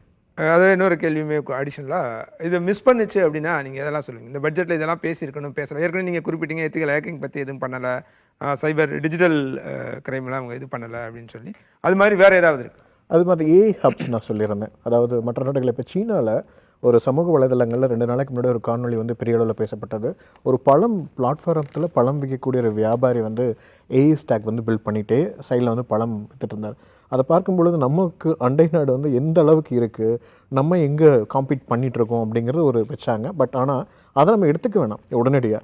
பட் அதற்கான முன்னெடுப்புகள் எப்பயும் வந்திருக்கணும். அது காரணம் ஏஐ ஹப்ஸ் அப்படிங்கிறத தொழில் சார்ந்த நிபுணர்கள் ஆல்ரெடி சொல்லியிருந்தாங்க. இந்த வருஷம் எதிர்பார்க்கலாம் ஏஐ ஹப்ஸ் வந்து மால்ஸில் எல்லா இடத்துலையுமே வந்து யார் வேணால் உள்ளே போகலாம். அது ஏஐ தொடர்பான விஷயம், இது வரைக்கும் என்ன நடந்திருக்கு என்னங்கிறதெல்லாம் ஒரு டிஜிட்டல் இதாக கொடுப்பாங்க அப்படிங்கிற மாதிரியான ஒரு கோரிக்கைகள் வைக்கப்பட்டிருந்தது. பட் ஏன் அந்த ஏஐ ஹப்ஸ் கொண்டு வரலன்னு தெரியல. இப்போ கொண்டு வரலைன்னா நம்ம வந்து எப்போ பண்ண போகிறோம்? பிகாஸ் சரியான ஒரு பேஸில் இருக்குது இந்தியா. இப்போ எல்லாமே அடுத்த கட்டத்தை நோக்கி எல்லா ஏஐ நிறுவனங்களும் போக ஆரம்பிச்சிட்டாங்க. $1 பில்லியன் உள்ளே வர ஆரம்பிச்சிருக்கு. ஆல்ரெடி 3-4 பெருநிறுவனங்கள்லேருந்து வர ஆரம்பிச்சிருச்சு. ஸோ இந்த 2வது கல்வி சார்ந்தும் வந்து கூகுள் சொல்லியிருக்காங்க எல்லா ஸ்டூடெண்ட்ஸையும் பண்ணுவோம்னு. இவர்களும் திருப்பி கேட்டிருக்காங்க, எங்ககிட்டருந்து நீங்கள் டேட்டா எடுத்திருக்கீங்க, அதற்கு பதிலாக எங்களுடைய மக்களையும் மாணாக்கர்களையும் நீங்கள் ட்ரைனிங் பண்ணணுங்கிறதும் நிதி ஆயோகத்தோட அறிக்கையில் மென்ஷன் ஆகிருக்கு. பட் இதை எந்த அளவுக்கு கொண்டு வர போகிறாங்க? இது ஆயிருக்கு சரி, இதை ஏஐ ஹப்ஸாக கொண்டு வரணும், எல்லா இடங்களையும் பரவலாக வைக்கணும்னு சொல்லியிருந்தாங்க. அது மிஸ்ஸிங். ஏற்கனவே நான் சொல்லபடி சைபர் மோசடிகள் இருக்கக்கூடிய பணம் போயிட்டுருக்கு. அந்த பணம் எப்படி நீங்கள் மீட்க போகிறீங்க, இல்லை இழந்த பணம் எப்படி கிடைக்க போகுதுங்கிற இனிமேல் அது மாதிரியான சைபர் ஃப்ராட் நடக்காமல் இருக்க என்ன செய்ய போகிறோம்? அது ஒரு பெரிய முக்கியம் தானே. எல்லாருமே நம்ம வந்து இன்வெஸ்ட்மெண்ட் பார்க்குறோம், டேக்ஸ் பார்க்குறோம், கோல்டு பார்க்குறோம், எல்லா விஷயத்தையும் நீங்கள் பார்க்குறீங்க. பட் எங்கிட்டேருந்து ஒரு $100 இன்றைக்கி போயிடுச்சு, நான் இன்வெஸ்ட் பண்ணுறதுக்கு எதுக்கு வச்சு அதை எப்படி நீங்கள் திருப்பி கொடுக்க போகிறீங்க? அதுக்கு இன்றைக்கி ஒரு நம்பிக்கையாவது வேணும் இல்லையா? அது இந்த வருஷம் வந்து ஒரு சாமானியர்களுக்கான ஒரு பெரிய ஒரு மிஸ்ஸாக நான் வந்து பார்க்குறேன். ஸோ ஒன்லி வளர்ச்சிகள் எல்லாமே ஓகே, பட் இதுவும் இவர்கள் என்ன செய்ய போகிறார்கள் அப்படிங்கிற ஒரு குழப்பம் தான் இன்னும் இருக்குது. ஒன்று போலீஸ் தரப்புலேயே வந்து அவர்களுக்கான மேன் பவர் கம்மியாக இருக்குது, டெக்னாலஜி கம்மியாக இருக்குது, வரக்கூடிய கம்ப்ளைண்ட்ஸ் ரொம்ப ஜாஸ்தியாக இருக்குன்னு சொல்லியிருக்காங்க. ஸோ சைபர் செக்யூரிட்டி அண்ட் மக்களுக்கான ஏஐ அந்த விஷயம் 2மே வந்து ஒரு பெரிய மிஸ்ஸாக தான் பார்க்குறோம். 3வது நீங்கள் இந்த டேட்டா சென்டர்ஸ் கொண்டு வரேன்னு சொல்லியிருக்கீங்க, அதுக்கு கொடுத்துருக்கீங்க. பட் அதற்கான விஷயங்களை நம்ம வெளிநாட்டில் இருந்தால் பண்ணுவோம். சார் சொல்லியிருந்தார் ஆல்ரெடி, நீங்கள் மேக் இன் இந்தியா கூட பண்ணக்கூடிய எல்லா விஷயங்களும் அதற்கான சிப் செட்டு, தொழில்நுட்பம், டெக்னாலஜி எதுவுமே இந்தியாவில் சார்ந்தது கிடையாது. இந்தியாவில் அது உருவாகிறது, அதனால் அது மேக் இன் இந்தியான்னு சொல்லக்கூடிய. அதுபோல் இந்த டேட்டா சென்டர்ஸ் எல்லாமே எல்லாமே ரிலையபிள் நம்ம வெளியே தான் இருக்கும். அவர்களிடம் தான் அந்த தொழில்நுட்பம் இருக்குது. நீங்கள் 20,000 வாட்டர் கேலன் பண்ணி கூல் பண்ணணும், அதற்கான ஒரு மேசிவ் டேட்டா வயல்னு சொல்லுவாங்க, அதுபோல் நீங்கள் வைக்கணும். அதற்கான பயிற்சிகளை யார் கொடுப்பார்கள்? ஸோ இந்த சிப்செட்கான பயிற்சிகள் யார் கொடுப்பாங்க? ஸ்டோரேஜ் யூனிட்ஸ் நம்மள்ட்ட இன்னும் கிடையாது. நம்ம அமேசான் இருக்குது, கூகுள், இவர்களிடத்துல தான் நம்ம க்ளவுட் ஸ்டோரேஜ் வச்சுருக்கோம். இந்தியாவிற்கான ஒரு க்ளவுட் ஸ்டோரேஜ் கிடையாது. இதற்கும் இந்தியா ஒரு முன்னணியான ஒரு தேசம். எதில்லைன்னா யூபிஐ அப்படின்னு சொல்லப்படுகிற பேமெண்ட் இன்டர்ஃபேஸில் நம்ம தான் முதல்ல ஆரம்பித்தோம். நமக்கு பிறகு தான் சிங்கப்பூர் எடுத்தாங்க. நம்மளுடைய தொழில்நுட்பத்தை தான் எடுத்திருக்காங்க. அதை தான் இங்கேயும் குறிப்பிட்டிருக்காங்க. இது போலவே ஒரு ஏஐஓஎஸ் அப்படின்னு சொல்லக்கூடிய ஏஐ ஆப்ரேட்டிங் சிஸ்டம் காமன் பயன்பாட்டிற்கு நாங்கள் கொண்டு வர போகிறோம். அதை நிறுவனங்கள் அணுகிக் கொள்ளலாம். எப்படி நம்ம இப்போ கூகுள் பே யூஸ் பண்ணுறோம், ஃபோன்பே யூஸ் பண்ணுறாங்க. பட் அது எல்லாமே யூபிஐங்கிற அரசு சார்ந்து அரசு கண்காணிக்கக்கூடிய இதில் தான் அந்த டிஜிட்டல் டிரான்சாக்ஷன் நடக்குது, துல்லியமாக நடக்குது. அது மிகப்பெரிய விஷயம். இந்தியா தான் அதை கொண்டு வந்தது. அதன் பிறகு தான் மற்ற நாடுகள் இந்தியாவுடைய தொழில்நுட்பத்தை எடுத்துச்சு யூபிஐ விஷயத்தில். அதுபோல் ஏஐஓஎஸை நம்ம கொண்டு வரணுங்கிற அந்த இது கரெக்ட். பட் அதை எப்படி நம்ம செயல்படுத்த போகிறோம், அதற்கான பயிற்சிகள் யார்கிட்ட இருக்குது? இந்த ஸ்டோரேஜ் யூனிட்கான இன்டர்போனஸ் யார் வராங்க? ஒன்லி அங்கே இருக்கக்கூடிய தொழில்நுட்பத்திற்கு ஏஐ வைத்து ஏஐ ஏஜென்டிக் ஏஐ மட்டும்தான் நம்ம வந்து வேலைகளை செஞ்சு கொண்டிருக்கிறோம். பட் எல்லாமே மேலே தான் இருக்குது. அவர்களிடத்துலாம் டேட்டா அவர்கள் மாற்றினா அவ்வளோதான், இங்கேயும் மாறிடும். அது ஒன்று. 2வது டேட்டா சேஃப்டி. இங்கேருந்து எல்லாமே கடல் தாண்டி வெளிநாடுகளுக்கு எங்களுடைய டேட்டா வந்து போய்கிட்டே இருக்குது. ஆல்ரெடி ஆதார் லீக் இருந்துச்சு. டேட்டா கசிவுகள் என்பது மிக மிக சாதாரணமாக எடுத்துக்கொள்ளக்கூடிய ஒரு தேசமாக வந்து இந்தியா இருக்கக்கூடாது அப்படிங்கிற ஒரு எதிர்பார்ப்பு இருந்தது. ஆல்ரெடி இருந்துட்டு தான் இருந்தோம். ஒவ்வொரு தனி மனிதனுடைய பாதுகாப்பு, தனி மனிதனுடைய டேட்டா, அதில் 2 விஷயம் இருக்குது. சென்சிட்டிவ் டேட்டான்னு சொல்லுவோம், பிஐன்னு சொல்லுவாங்க, பர்சனலி ஐடென்டிஃபையல் இன்ஃபர்மேஷன். ஒரு தனிநபர் சார்ந்த தகவல். அதில் சென்சிட்டிவ் டேட்டானால உங்களுடைய date of birth, medical records, இது எல்லாமே ஏஐக்குள்ளே போய்கிட்டு தான் இருக்குது. யார் வேணால் என்ன வேணால் அப்லோட் பண்ணலாம் அப்படிங்கிற ஒரு விஷயம். இதற்கு நீங்கள் என்ன ஒரு கட்டுப்பாடை அறிவிச்சிருக்கிறீங்க அப்படிங்கிறது விஷயம். ஸோ இதுபோல் நிறைய வளர்ச்சிகள் இருந்தாலும் இதையும் அட்ரஸ் பண்ணியிருந்தால் ஒரு சாதாரண மனிதர்களுக்கு, ஒரு கடை நிலையில் ஒரு ஒவ்வொரு ஃபேமிலிக்கு இது வந்து ஹெல்ப்ஃபுல்லாக இருந்திருக்குங்கிறது. ரைட். திரு சேதுராமன் சார். வேளாண்மையை பொறுத்த வரைக்கும் பட்ஜெட் அலோகேஷன் வந்திருக்கு. 1,62,671 கோடி ஒதுக்கியிருக்காங்க. இதுக்கு கொஞ்சம் கூடுதலான கடந்த முறை அலோகேட் பண்ணதை விட கூடுதலான தொகை கிட்டத்தட்ட ஒட்டுமொத்த பட்ஜெட்டில் 41.3 லட்சம் பட்ஜெட்டில் ஒரு 3.9% அக்ரிகல்ச்சருக்காக ஒதுக்கியிருக்காங்க. அதே போல் அக்ரிகல்ச்சரில் வந்து நான் ஏற்கனவே சொன்னது போல் சாதாரண விவசாயிகளோட கொஞ்சம் கூடுதலான வசதி உள்ள விவசாயிகளுக்கான வாய்ப்புகள் நிறைய உருவாக்கப்பட்டிருக்கு. இங்கே சாதாரண விவசாயிகள் ஒரு பகுதியை நீங்கள் தமிழ்நாட்டை பொறுத்த வரைக்கும் நம்ம எடுத்து பார்த்தோம்னா தென்னை விவசாயிகள் கூடுதல். இங்கே தமிழ்நாட்டை பொறுத்த வரைக்கும் கொஞ்சம் தென்னை விவசாயிகள் கணிசமான எண்ணிக்கையில் இருக்காங்க. தென்னைக்கு அறிவிப்புகள் இருந்தது. தென்னைக்கு சில அறிவிப்புகளை கொடுத்துருக்காங்க. ஏற்கனவே அந்த கோப்ரான்னு சொல்லக்கூடிய அந்த கொப்பரை இது எம்எஸ்பியில் கொண்டு வந்து கொஞ்சம் விலை ஓரளவு கொடுத்துருக்காங்க. நான் போதுமான விலை இல்லை அப்படின்றதான் சொல்ல விரும்புகிறோம். இப்போ வந்து என்ன பண்ணியிருக்காங்கன்னா வீணாக போன தென்னை மரத்தை வந்து அதற்கான புதிய வீரியமிக்க தென்னை மரங்கள் கொடுப்பதற்கான ஒரு சிஸ்டத்தை ஒன்று கொண்டு வந்திருக்காங்க. அதே போல் வந்து ஹார்டிகல்ச்சரில் நமக்கு சில பகுதிகள் இருக்குது தமிழ்நாட்டை பொறுத்த வரைக்கும். ஒசூர் போன்ற பகுதியில் ஆர்கிட்ஸ் அந்த மலர்கள் அதற்கான உற்பத்தியை அதை அதிகப்படுத்துவது, அதே போல் வால்நட்ஸ், ஆல்மோனட்ஸ் இந்த மாதிரியான பொருட்களை உற்பத்தி பண்ணுறதுக்கான ஹார்டிகல்ச்சரில் கொஞ்சம் கூடுதல் கவனம் கொடுத்துருக்காங்க. அதே போல் வந்து அனிமல் ஹஸ்பண்ட்ரியை பொறுத்த வரைக்கும் வெட்டினரி காலேஜஸ், ப்ரைவேட் செக்டாரில் வந்து வெட்டினரி காலேஜஸ் உருவாக்குறதுக்கு அதுக்கான லோன் ஃபெசிலிட்டி பண்ணித்தரோன்னு சொல்லியிருக்காங்க. கூடுதலான வெட்டினரி காலேஜஸ் நம்ம பகுதியில் அதுக்கு வாய்ப்பு இருந்தால் தமிழ்நாட்டை பொறுத்த வரைக்கும் வரலாம். அதே போல் வந்து ஃபிஷிங் இண்டஸ்ட்ரீஸில் வந்து என்ன பண்ணியிருக்காங்கன்னா ஒரு 500 ரிசர்வாயர்ஸ், இன்டெகிரேட்டட் ரிசர்வாயர்ஸ் ஒன்று ஃபார்ம் பண்ணுறோம் இந்தியா முழுக்க அப்படின்னு சொல்லியிருக்காங்க. அதில் வந்து கூடுதலாக நமக்கு ஏதாவது வருவதற்கான வாய்ப்பு இருக்குது. அதெல்லாம் வந்து சேர்ந்து வரக்கூடிய பட்ஜெட்டில் இருக்கக்கூடிய பாசிட்டிவான அம்சங்கள் அப்படின்னு நம்ம பார்க்கும்போது, அதே போல் வந்து வேலைவாய்ப்புகளை உருவாக்கக்கூடிய அக்ரி ரிலேட்டட் என்டர்பிரினர்ஷிப்க்கு வந்து சப்சிடி கொடுக்குறதா சொல்லியிருக்காங்க. இந்த மாதிரியான விஷயங்கள் ஒரு பக்கம் பார்க்குறோம். ஆனால் நம்முடைய உண்மையான தேவை அதோட கூடுதலாக இருக்குது அப்படின்னா பட்ஜெட்டில் கூடுதல் அலோகேஷன்ஸ் இருக்குது. இது எதுக்கெல்லாம் உள்ள செக்டார் வைஸ் இன்னும் வந்து அக்ரிகல் செக்டார்லேயே எந்தெந்த பிரிவுகளுக்கு வரணுன்றதை நம்ம பார்க்க வேண்டிய அவசியம் இருக்குது. ஆனால் நம்மளுடைய எதிர்பார்ப்பு எப்படி இருக்குது அப்படின்னு பார்த்தீங்கன்னா, கடந்த ஆண்டு வந்து பட்ஜெட்டில் வந்து கடந்த ஆண்டில் வந்து அணு உற்பத்திக்கான தனியார் மையத்துக்கான அறிவிப்பு வந்தது. இந்த ஆண்டு அணு உற்பத்தி செய்யக்கூடிய நிறுவனங்களுக்கான இறக்குமதி செய்யக்கூடிய பொருட்களுக்கான வரி வந்து தள்ளுபடி பண்ணப்பட்டிருக்கு. இது போன்ற வேகம், இது பெருநிறுவனங்கள் தான், யாரும் அணு உற்பத்தியை வந்து இங்கேயே கிடையாது, எல்லாம் வெளிநாட்டிலேருந்து தான் கொண்டு வந்து அந்த நிறுவனங்களை தொடங்க போகிறதா ஏற்கனவே செய்திகள் இருக்குது. அப்போ இந்த வேகம் வந்து விவசாயத்திற்கு தேவை அப்படின்னு தான் நம்ம எதிர்பார்க்குறோம். நமக்கு இன்னும் தேவைகள் கூடுதலாக இருக்குது. நம்மளுடைய உற்பத்தியை அதிகப்படுத்துவதற்கு அதுக்கான டெக்னாலஜி, அதற்கு வரக்கூடிய மிஷினரிஸ்க்கு வந்து நீங்கள் டேக்ஸ் எக்ஸம்ஷன் கொடுக்குறது, இது போன்ற தேவைகள் அதிகமாக இருக்குது. குறிப்பாக தமிழ்நாட்டை பொறுத்த வரைக்கும் வந்து நீங்கள் வந்து ஏற்கனவே வந்து நதிகளை வந்து சுத்தப்படுத்துவதற்கான ஒரு திட்டம் வந்து நகரமைப்பு திட்டமாக கொண்டு வரப்பட்டு நகரங்களில் இருக்கக்கூடிய அந்த பாதாள சாக்கடைகள்லாம் கொண்டு வரப்பட்டது. ஏன் வந்து மத்திய அரசு, ஏன்னா வந்து போதுமான நிதி மாநிலங்களுக்கு கிடையாது. இப்போ அப்போ அந்த அடிப்படையில் நீர் அப்படின்றது இன்றைக்கி பிரதானமாக மாறி இருக்குது. இன்றைக்கி மாறி வரும் சூழலில் நம்ம கூடுதலாக இன்னொன்னையும் வரவேற்கிறோம். இன்றைக்கி வந்து பருவநிலை மாற்றத்துக்கு காரணமாக இருக்கக்கூடிய கார்பன் எமிஷனில் ஒரு 4 டிபார்ட்மெண்ட்டுக்கு 20,000 கோடி ஒதுக்கீடு பண்ணியிருக்கிறதை நம்ம வரவேற்கிறோம். ஏன்னா இது வந்து விவசாயத்தை வந்து இம்ப்ளை பண்ணக்கூடிய ஒரு விஷயந்தான், பருவநிலை மாற்றம் அதனுடைய பாதிப்புகள் அப்படின்றது. ஆனால் நம்ம என்ன எதிர்பார்க்குறோம் அப்படின்னு பார்த்தீங்கன்னா, நீங்கள் வந்து கூடுதலான மிஷினரிஸ் இங்கே கொண்டு வருது, இது போன்ற விஷயங்களை கொண்டு வரணும். இன்னும் நமக்கு வந்து தேவைகள் நிறைய இருக்குது, பல்வேறு திட்டங்கள் இருக்குது. பிரைம் மினிஸ்டர் ஃபசல் பீமா யோஜனா, அதில் இன்னும் நிறைய முன்னேற்றங்கள் தேவையா? அதில் இன்னைக்கு இன்சூரன்ஸ் ஸ்கீமில் என்ன வந்திருக்கு, கிராப் இன்சூரன்ஸில் என்ன இருக்குன்னு பார்த்தீங்கன்னா, கடைசியாக எந்தெந்த நிறுவனங்கள் இன்சூரன்ஸ் பண்ணிச்சோ அந்த நிறுவனங்களுடைய லாபம் அதிகமாக இருக்குது. தேவையான நேரத்தில் விவசாயிகளுக்கு அதற்கான காப்பீடு கிடைக்காம போனதையும் ஒரு பக்கம் பார்க்குறோம். அப்போ இதிலெல்லாம் மாற்றம் கொண்டு வருவது மட்டும்தான் தமிழகத்தினுடைய விவசாயத்தை நம்ம வந்து அடுத்த கட்டத்தில் ஏற்கனவே நான் சொன்ன மாதிரி அந்த ஆறுகளை சீரமைக்கிறதுல மத்திய அரசுடைய பங்களிப்பு இருக்கணும். எப்படி சுத்தப்படுத்துறதுக்கு கொண்டு வந்தாங்களோ ரூரல் இரிகேஷன்ஸில் வந்து இன்னும் கூடுதலான பங்களிப்பை அரசு கவனம் செலுத்தணும், மத்திய அரசு கவனம் செலுத்தணும். இதெல்லாம் பண்ணும்போது விவசாயம் தன்னால் மாறி அதனுடைய உற்பத்தி அதிகமாகும். அதற்கான சரியான விலை கொடுக்கும்போது விவசாயிகளுடைய வருமானம் அதிகமாகும். அப்படி வருமானம் அதிகமானால் மட்டும்தான் அரசினுடைய விக்ஷித் பாரத் கனவோ அல்லது விவசாயிகளுடைய வருமானத்தை ரெட்டிப்பாக்கக்கூடியதோ சாத்தியமாகும். அப்படின்றது தான் அரசு இன்னும் போக வேண்டிய தூரம் நிறைய இருக்குது இந்த பட்ஜெட்டை பொறுத்த வரைக்கும் அப்படின்னு தான் நம்ம பார்க்குறோம். அதை திருதிவியா, தமிழ்நாடு வந்து டெட்ராய்ட் ஆஃப் ஏஷியா அப்படின்னு சொல்லுவோம். நம்மளது தான் highest number of factories in all of India இருக்குது. ஸோ ஆட்டோமேட்டிக்காக வந்து labour, work force, skill labour, education base வந்து ஹையராக இருக்குது தமிழ்நாடுவில். அப்படி பார்க்கறது இந்த பட்ஜெட்டில் ஸ்பெசிஃபிக்காக நீங்கள் பார்த்தீங்கன்னா 3 வகையான இம்ப்ரூவ்மெண்ட்ஸ் இருக்குது. ஒன்று வந்து கஸ்டம்ஸ் டியூட்டியில் பிசிடி வந்து ஆன் காம்பனன்ட்ஸ் ஃபார் மேனுஃபேக்சரிங்கை எக்ஸெம் பண்ணுறாங்க. 2வது வகையாக லெதர், நம்ம வந்து தமிழ்நாடுல நிறைய லெதர் இண்டஸ்ட்ரீஸ் இருக்குது, ஹையஸ்ட் நம்பர் ஆஃப் லெதர் எக்ஸ்போர்ட்ஸும் பண்ணுறாங்க. அந்த BCD on leather products and related ஐட்டம்ஸை எக்ஸாம் பண்ணுறாங்க. மூணாவது வகையாக அந்த மெடிக்கல் ட்ரக்ஸ், அது வந்து தமிழ்நாடு மட்டும் இல்லை, ஆல் ஆஃப் இந்தியாவில் ஒரு எக்ஸாம்ஷன் ஒரு அப் டு 17 ஐட்டம்ஸில் வந்து பிசிடி ரெடியூஸ் ஆகுது.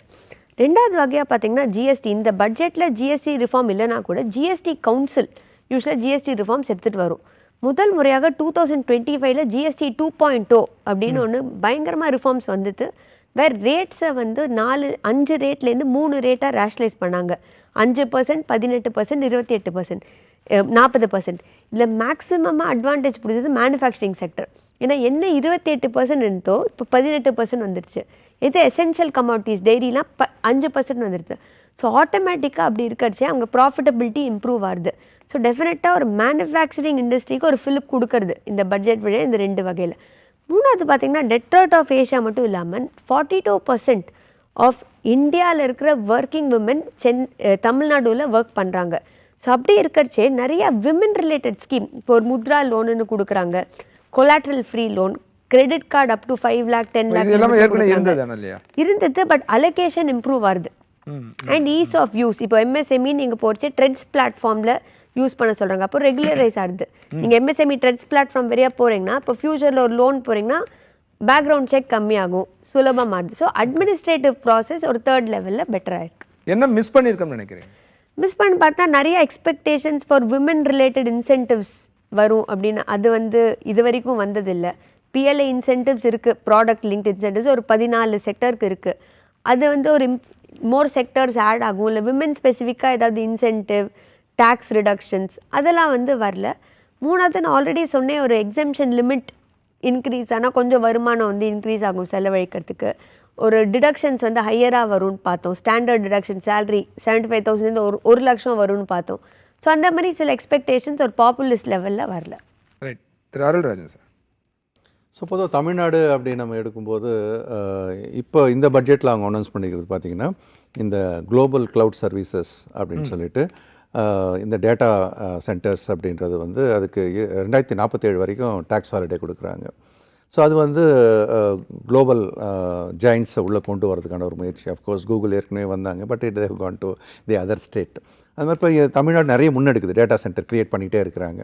ஸோ அப்போ கவர்மெண்ட்டோட சப்போர்ட்டும் அதுக்குள்ளே சேரும்போது அது இன்னும் ஒரு பெரிய லெவலில் டேக் ஆஃப் ஆகலாம். இது தமிழ்நாட்டை பொறுத்த வரைக்கும்.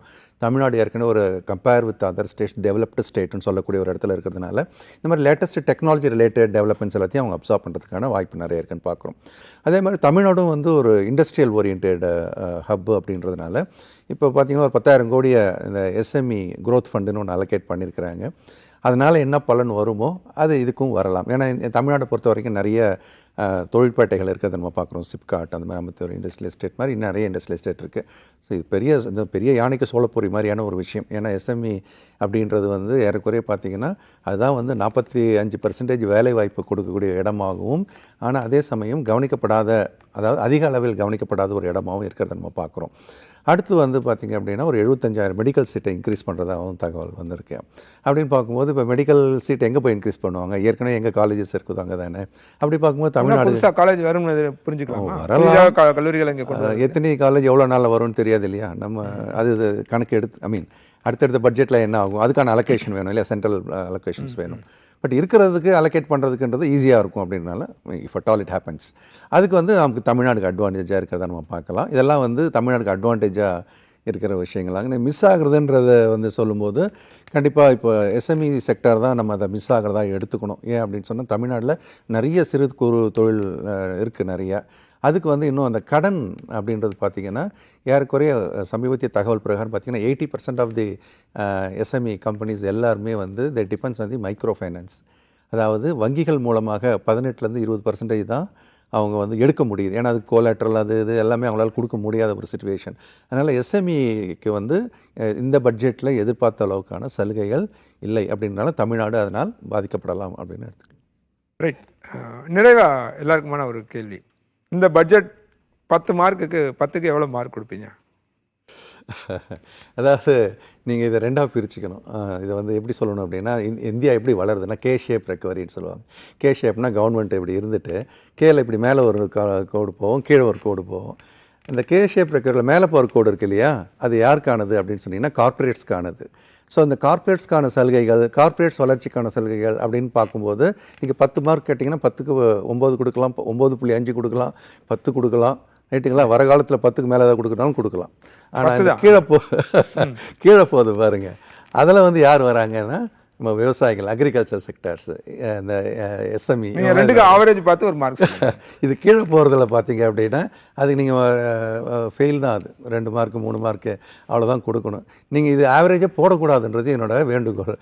ஏன்னா இவன் பசிச்சவனுக்கு தட்டில் நிறைய இருக்கும், சாப்பிட்டவனுக்கு நிறைய இருக்கும், பசிச்சவனுக்கு தட்டில் ஒன்று மேலே ஆவரேஜ் எப்படி நம்ம பண்ண முடியும் இதை? அதனால் கண்டிப்பாக இதை ஒட்டுமொத்தமாக ஆவரேஜ் பண்ண முடியாது. பட்டு கே ஷேப் ரெக்கவரியில் மேலே போகிறதுக்கு நல்ல மதிப்பெண்ணும், இந்த அக்ரிகல்ச்சரல் க்ரோத், ரூரல் டெவலப்மெண்ட்டுக்கே நிறைய குறைவான சார் நிறைய பேசியிருக்காரு அதை பற்றி. ஏறக்குறைய 45% வேலை வாய்ப்புகள் அங்கே தான் வருது, ஆனால் 15% ஜிடிபியில் தான் இருக்குது. ஸோ ரூரல் டெவலப்மெண்ட் வந்தால் தான் பொருளாதாரமும் மேலே வரும். இப்போ இன்றைக்கி தேதிக்கு பார்த்தீங்கன்னா ஆட்டோமொபைல் செக்டார் நம்மளது தான் ஜாஸ்தி தமிழ்நாடுக்கு. ஆனால் அந்த ரூரல் டெவலப்மெண்ட்டுக்கான வேலை பண்ணால் தான் இந்த செக்டார் டேக் ஆஃப் ஆகும். இன்னும் நல்லா ஏற்கனவே நல்லா பண்ணுது, வேறு விஷயம். ஆனால் இன்றைக்கி மார்க்கெட்டில் விழுந்து போச்சு. ஆட்டோமொபைல் செக்டர் பெரிய அளவில் ஒரு வீழ்ச்சியும் கண்டதை நம்ம பார்க்குறோம். அதுக்கான காரணம் நீங்கள் மதிப்பெண் கேட்டதுக்கு நான் 2ஆக பிரித்து இதுக்கு 9 மதிப்பெண்ணும் 10க்கு இந்த கே ஷேப் ரெக்கவரி கீழே ரூரல் அண்ட் எஸ்எம்இ செக்டார்ஸ்க்கு நம்ம எடுத்தோம்னா ஒரு 3 மதிப்பெண் கொடுக்கலாம். 3 மதிப்பெண். அப்போ ஆவரேஜ் 6 மார்க். ஐயோ, ஆவரேஜ் எனக்கு கொடுக்க சார் ஆவரேஜாக 7 on 10 கொடுக்கலாம் சார். த ரீசன் இஸ் இது ஒரு பட்ஜெட்னு பார்க்காம கடைசி ஒரு வருஷம் என்னெல்லாம் சேஞ்சஸ் அது எந்த ஸ்டேட்டில் இன்றைக்கி இருக்கும். ஒன்று வந்து emerging sector, whether technology, manufacturing, iPhone என்ன எடுத்தாலும் வந்து நிறையா சேஞ்சஸ் அவங்க எடுத்துகிட்டு வராங்க. இண்டிகேஷன் வந்து பாசிட்டிவாக இருக்குது. ரெண்டாவது வகை பார்த்தீங்கன்னா மார்க்கெட்ஸ் வந்து ப்ரிடாமினண்ட்டாக ஏன் இறங்குறதுனா சார் சொன்ன இந்த எஸ்டிடியை இன்க்ரீஸ் பண்ணுறாங்க. ஆப்ஷன்ஸ் ஃபியூச்சரில் ட்ரேட் பண்ணுறது வந்து ஹை வேல்யூ ஃபாரின் இன்வெஸ்டர்ஸ் ஒரு இன்ஸ்டிடியூஷனல் இன்வெஸ்டர்ஸ். ஒரு இண்டிவிஜுவல்னு பார்த்தீங்கன்னா அந்த எஸ்டிடி இன்க்ரீஸ் ஆகுது, நம்மளுக்கு அவ்வளோ அஃபெக்ட் ஆகுது இல்லை. ஏன்னா டே டைம் ட்ரேடர்ஸ் அவ்வளோ இருக்கிறது இல்லை. ஸோ நம்மளுக்கு இருக்கிற வருமான வரி வந்து சேமித்து கரெக்டாக நம்ம இன்வெஸ்ட் பண்ணோன்னா டெஃபினட்டாக இது பெனிஃபிஷியலாக தான் இருக்கும். விமன் எம்ப்ளாய்மெண்ட் ஆப்பர்ச்சுனிட்டி ஸ்கில்லிங்னு பார்த்தீங்கன்னா கூட நிறையா சேஞ்சஸ் எடுத்துகிட்டு வராங்க. ப்ரூஃப் வந்து புடிங்கில் இருக்கும். அது எப்படி அதை வந்து இம்ப்ளிமெண்ட் பண்ணுறாங்க. 20,000 கோடி போடலாம், 10,000 கோடி போடலாம், அது எப்படி யூஸ் ஆகி எப்படி அது எஃபெக்டிவாக. இவர் சொல்ற விமர்சனத்தை நீங்க எப்படி பாக்குறீங்க? இப்ப பசிச்சவனுக்கு ஒன்றும் கிடைக்க மாட்டேங்குது, பணம் இருக்கவனுக்கு அல்லது வசதியா இருக்கவங்களுக்கு மட்டுமே எல்லாம் கிடைக்குது அப்படின்னு அவர் 2ஆ பிரிக்கிறார் இல்லையா? அது கே எஃபெக்ட் சொல்றாருல. அது நம்ம எப்போ பட்ஜெட் பார்த்தாலும் வந்து அது ஒரு கண்டினியூட் ஃபீலிங் இருக்க தான் இருக்குது. ஏன்னா நீங்கள் இவர் சொன்ன மாதிரி அக்ரிகல்ச்சரலிஸ்க்கு டெஃபினட்டாக சேஞ்சஸ் எதிர்பார்த்த அளவு இல்லை, சேஞ்சஸே சிக்னிஃபிகண்ட்டாக இல்லை. பட் ஒரு டேக்ஸ் ஆங்கிள்லேருந்து ஒரு எக்கானமி ஸ்டெபிலிட்டி ஆங்கிள்லேருந்து it is a good fundamental budget. Right sir. நான் சொல்ல வேண்டியதை வந்து திரு அருள்ராஜன் சொல்லிட்டார். அவர் சொன்ன மதிப்பெண் தான் நானும் போடுறேன் அதுக்கு. ரைட். 7 மதிப்பெண்கள் கொடுக்கலாம். இதுக்காக ஏஐஸ் வந்து நிறைய முன்னெடுப்புகள் பண்ணியிருக்காங்க. பட் நான் ஒரு விஷயம் சொல்ல ஆசைப்படுறேன். என்னென்னா technology works best when it works for every ஒன்னு சொல்லுவாங்க. எல்லாருக்கும் எல்லாமுங்கிறதான் இந்த பட்ஜெட்டுடைய ஒரு இதாக சார் சொல்லியிருந்தாரு. பட் ஆனால் இதில் மக்களுக்கான விஷயங்கள் எப்படி கொண்டு போகிறோம் அப்படிங்கிறது மிஸ் ஆனது ஒன்று. ரெண்டாவது சைபர் செக்யூரிட்டி தொடர்பாக எந்த ஒரு இதுவும் இல்லை. டிஜிட்டல் பாதுகாப்பு, டேட்டா சேஃப்டி, சைபர் செக்யூரிட்டி இதை சார்ந்து எந்த ஒரு இதுவும் இந்த பட்ஜெட்டில் அறிவிக்கப்படலை. ஒன்லி முன்னெடுப்புகள், திட்டங்கள் அண்ட் தென் அலோகேஷன்ஸ் இது பண்ணியிருக்காங்க. இதை எப்படி செயல்படுத்த போகிறாங்கங்கிற ஒரு இதுவும் இனிமேல் தான் பார்க்கணும். எப்பொழுதுமே அறிவிப்புகள் தொடர்ந்து வரும். பட் அதை தொடர்ந்து எப்படி அது செயலாக்க போகுது, நம்ம இன்னும் எப்படி பெட்டர் நேஷனாக அடுத்த வருஷம் இருக்க போகிறோம் அப்படிங்கிறதுக்கான ஒரு இது இல்லை, கிளியரான விஷயங்கள்.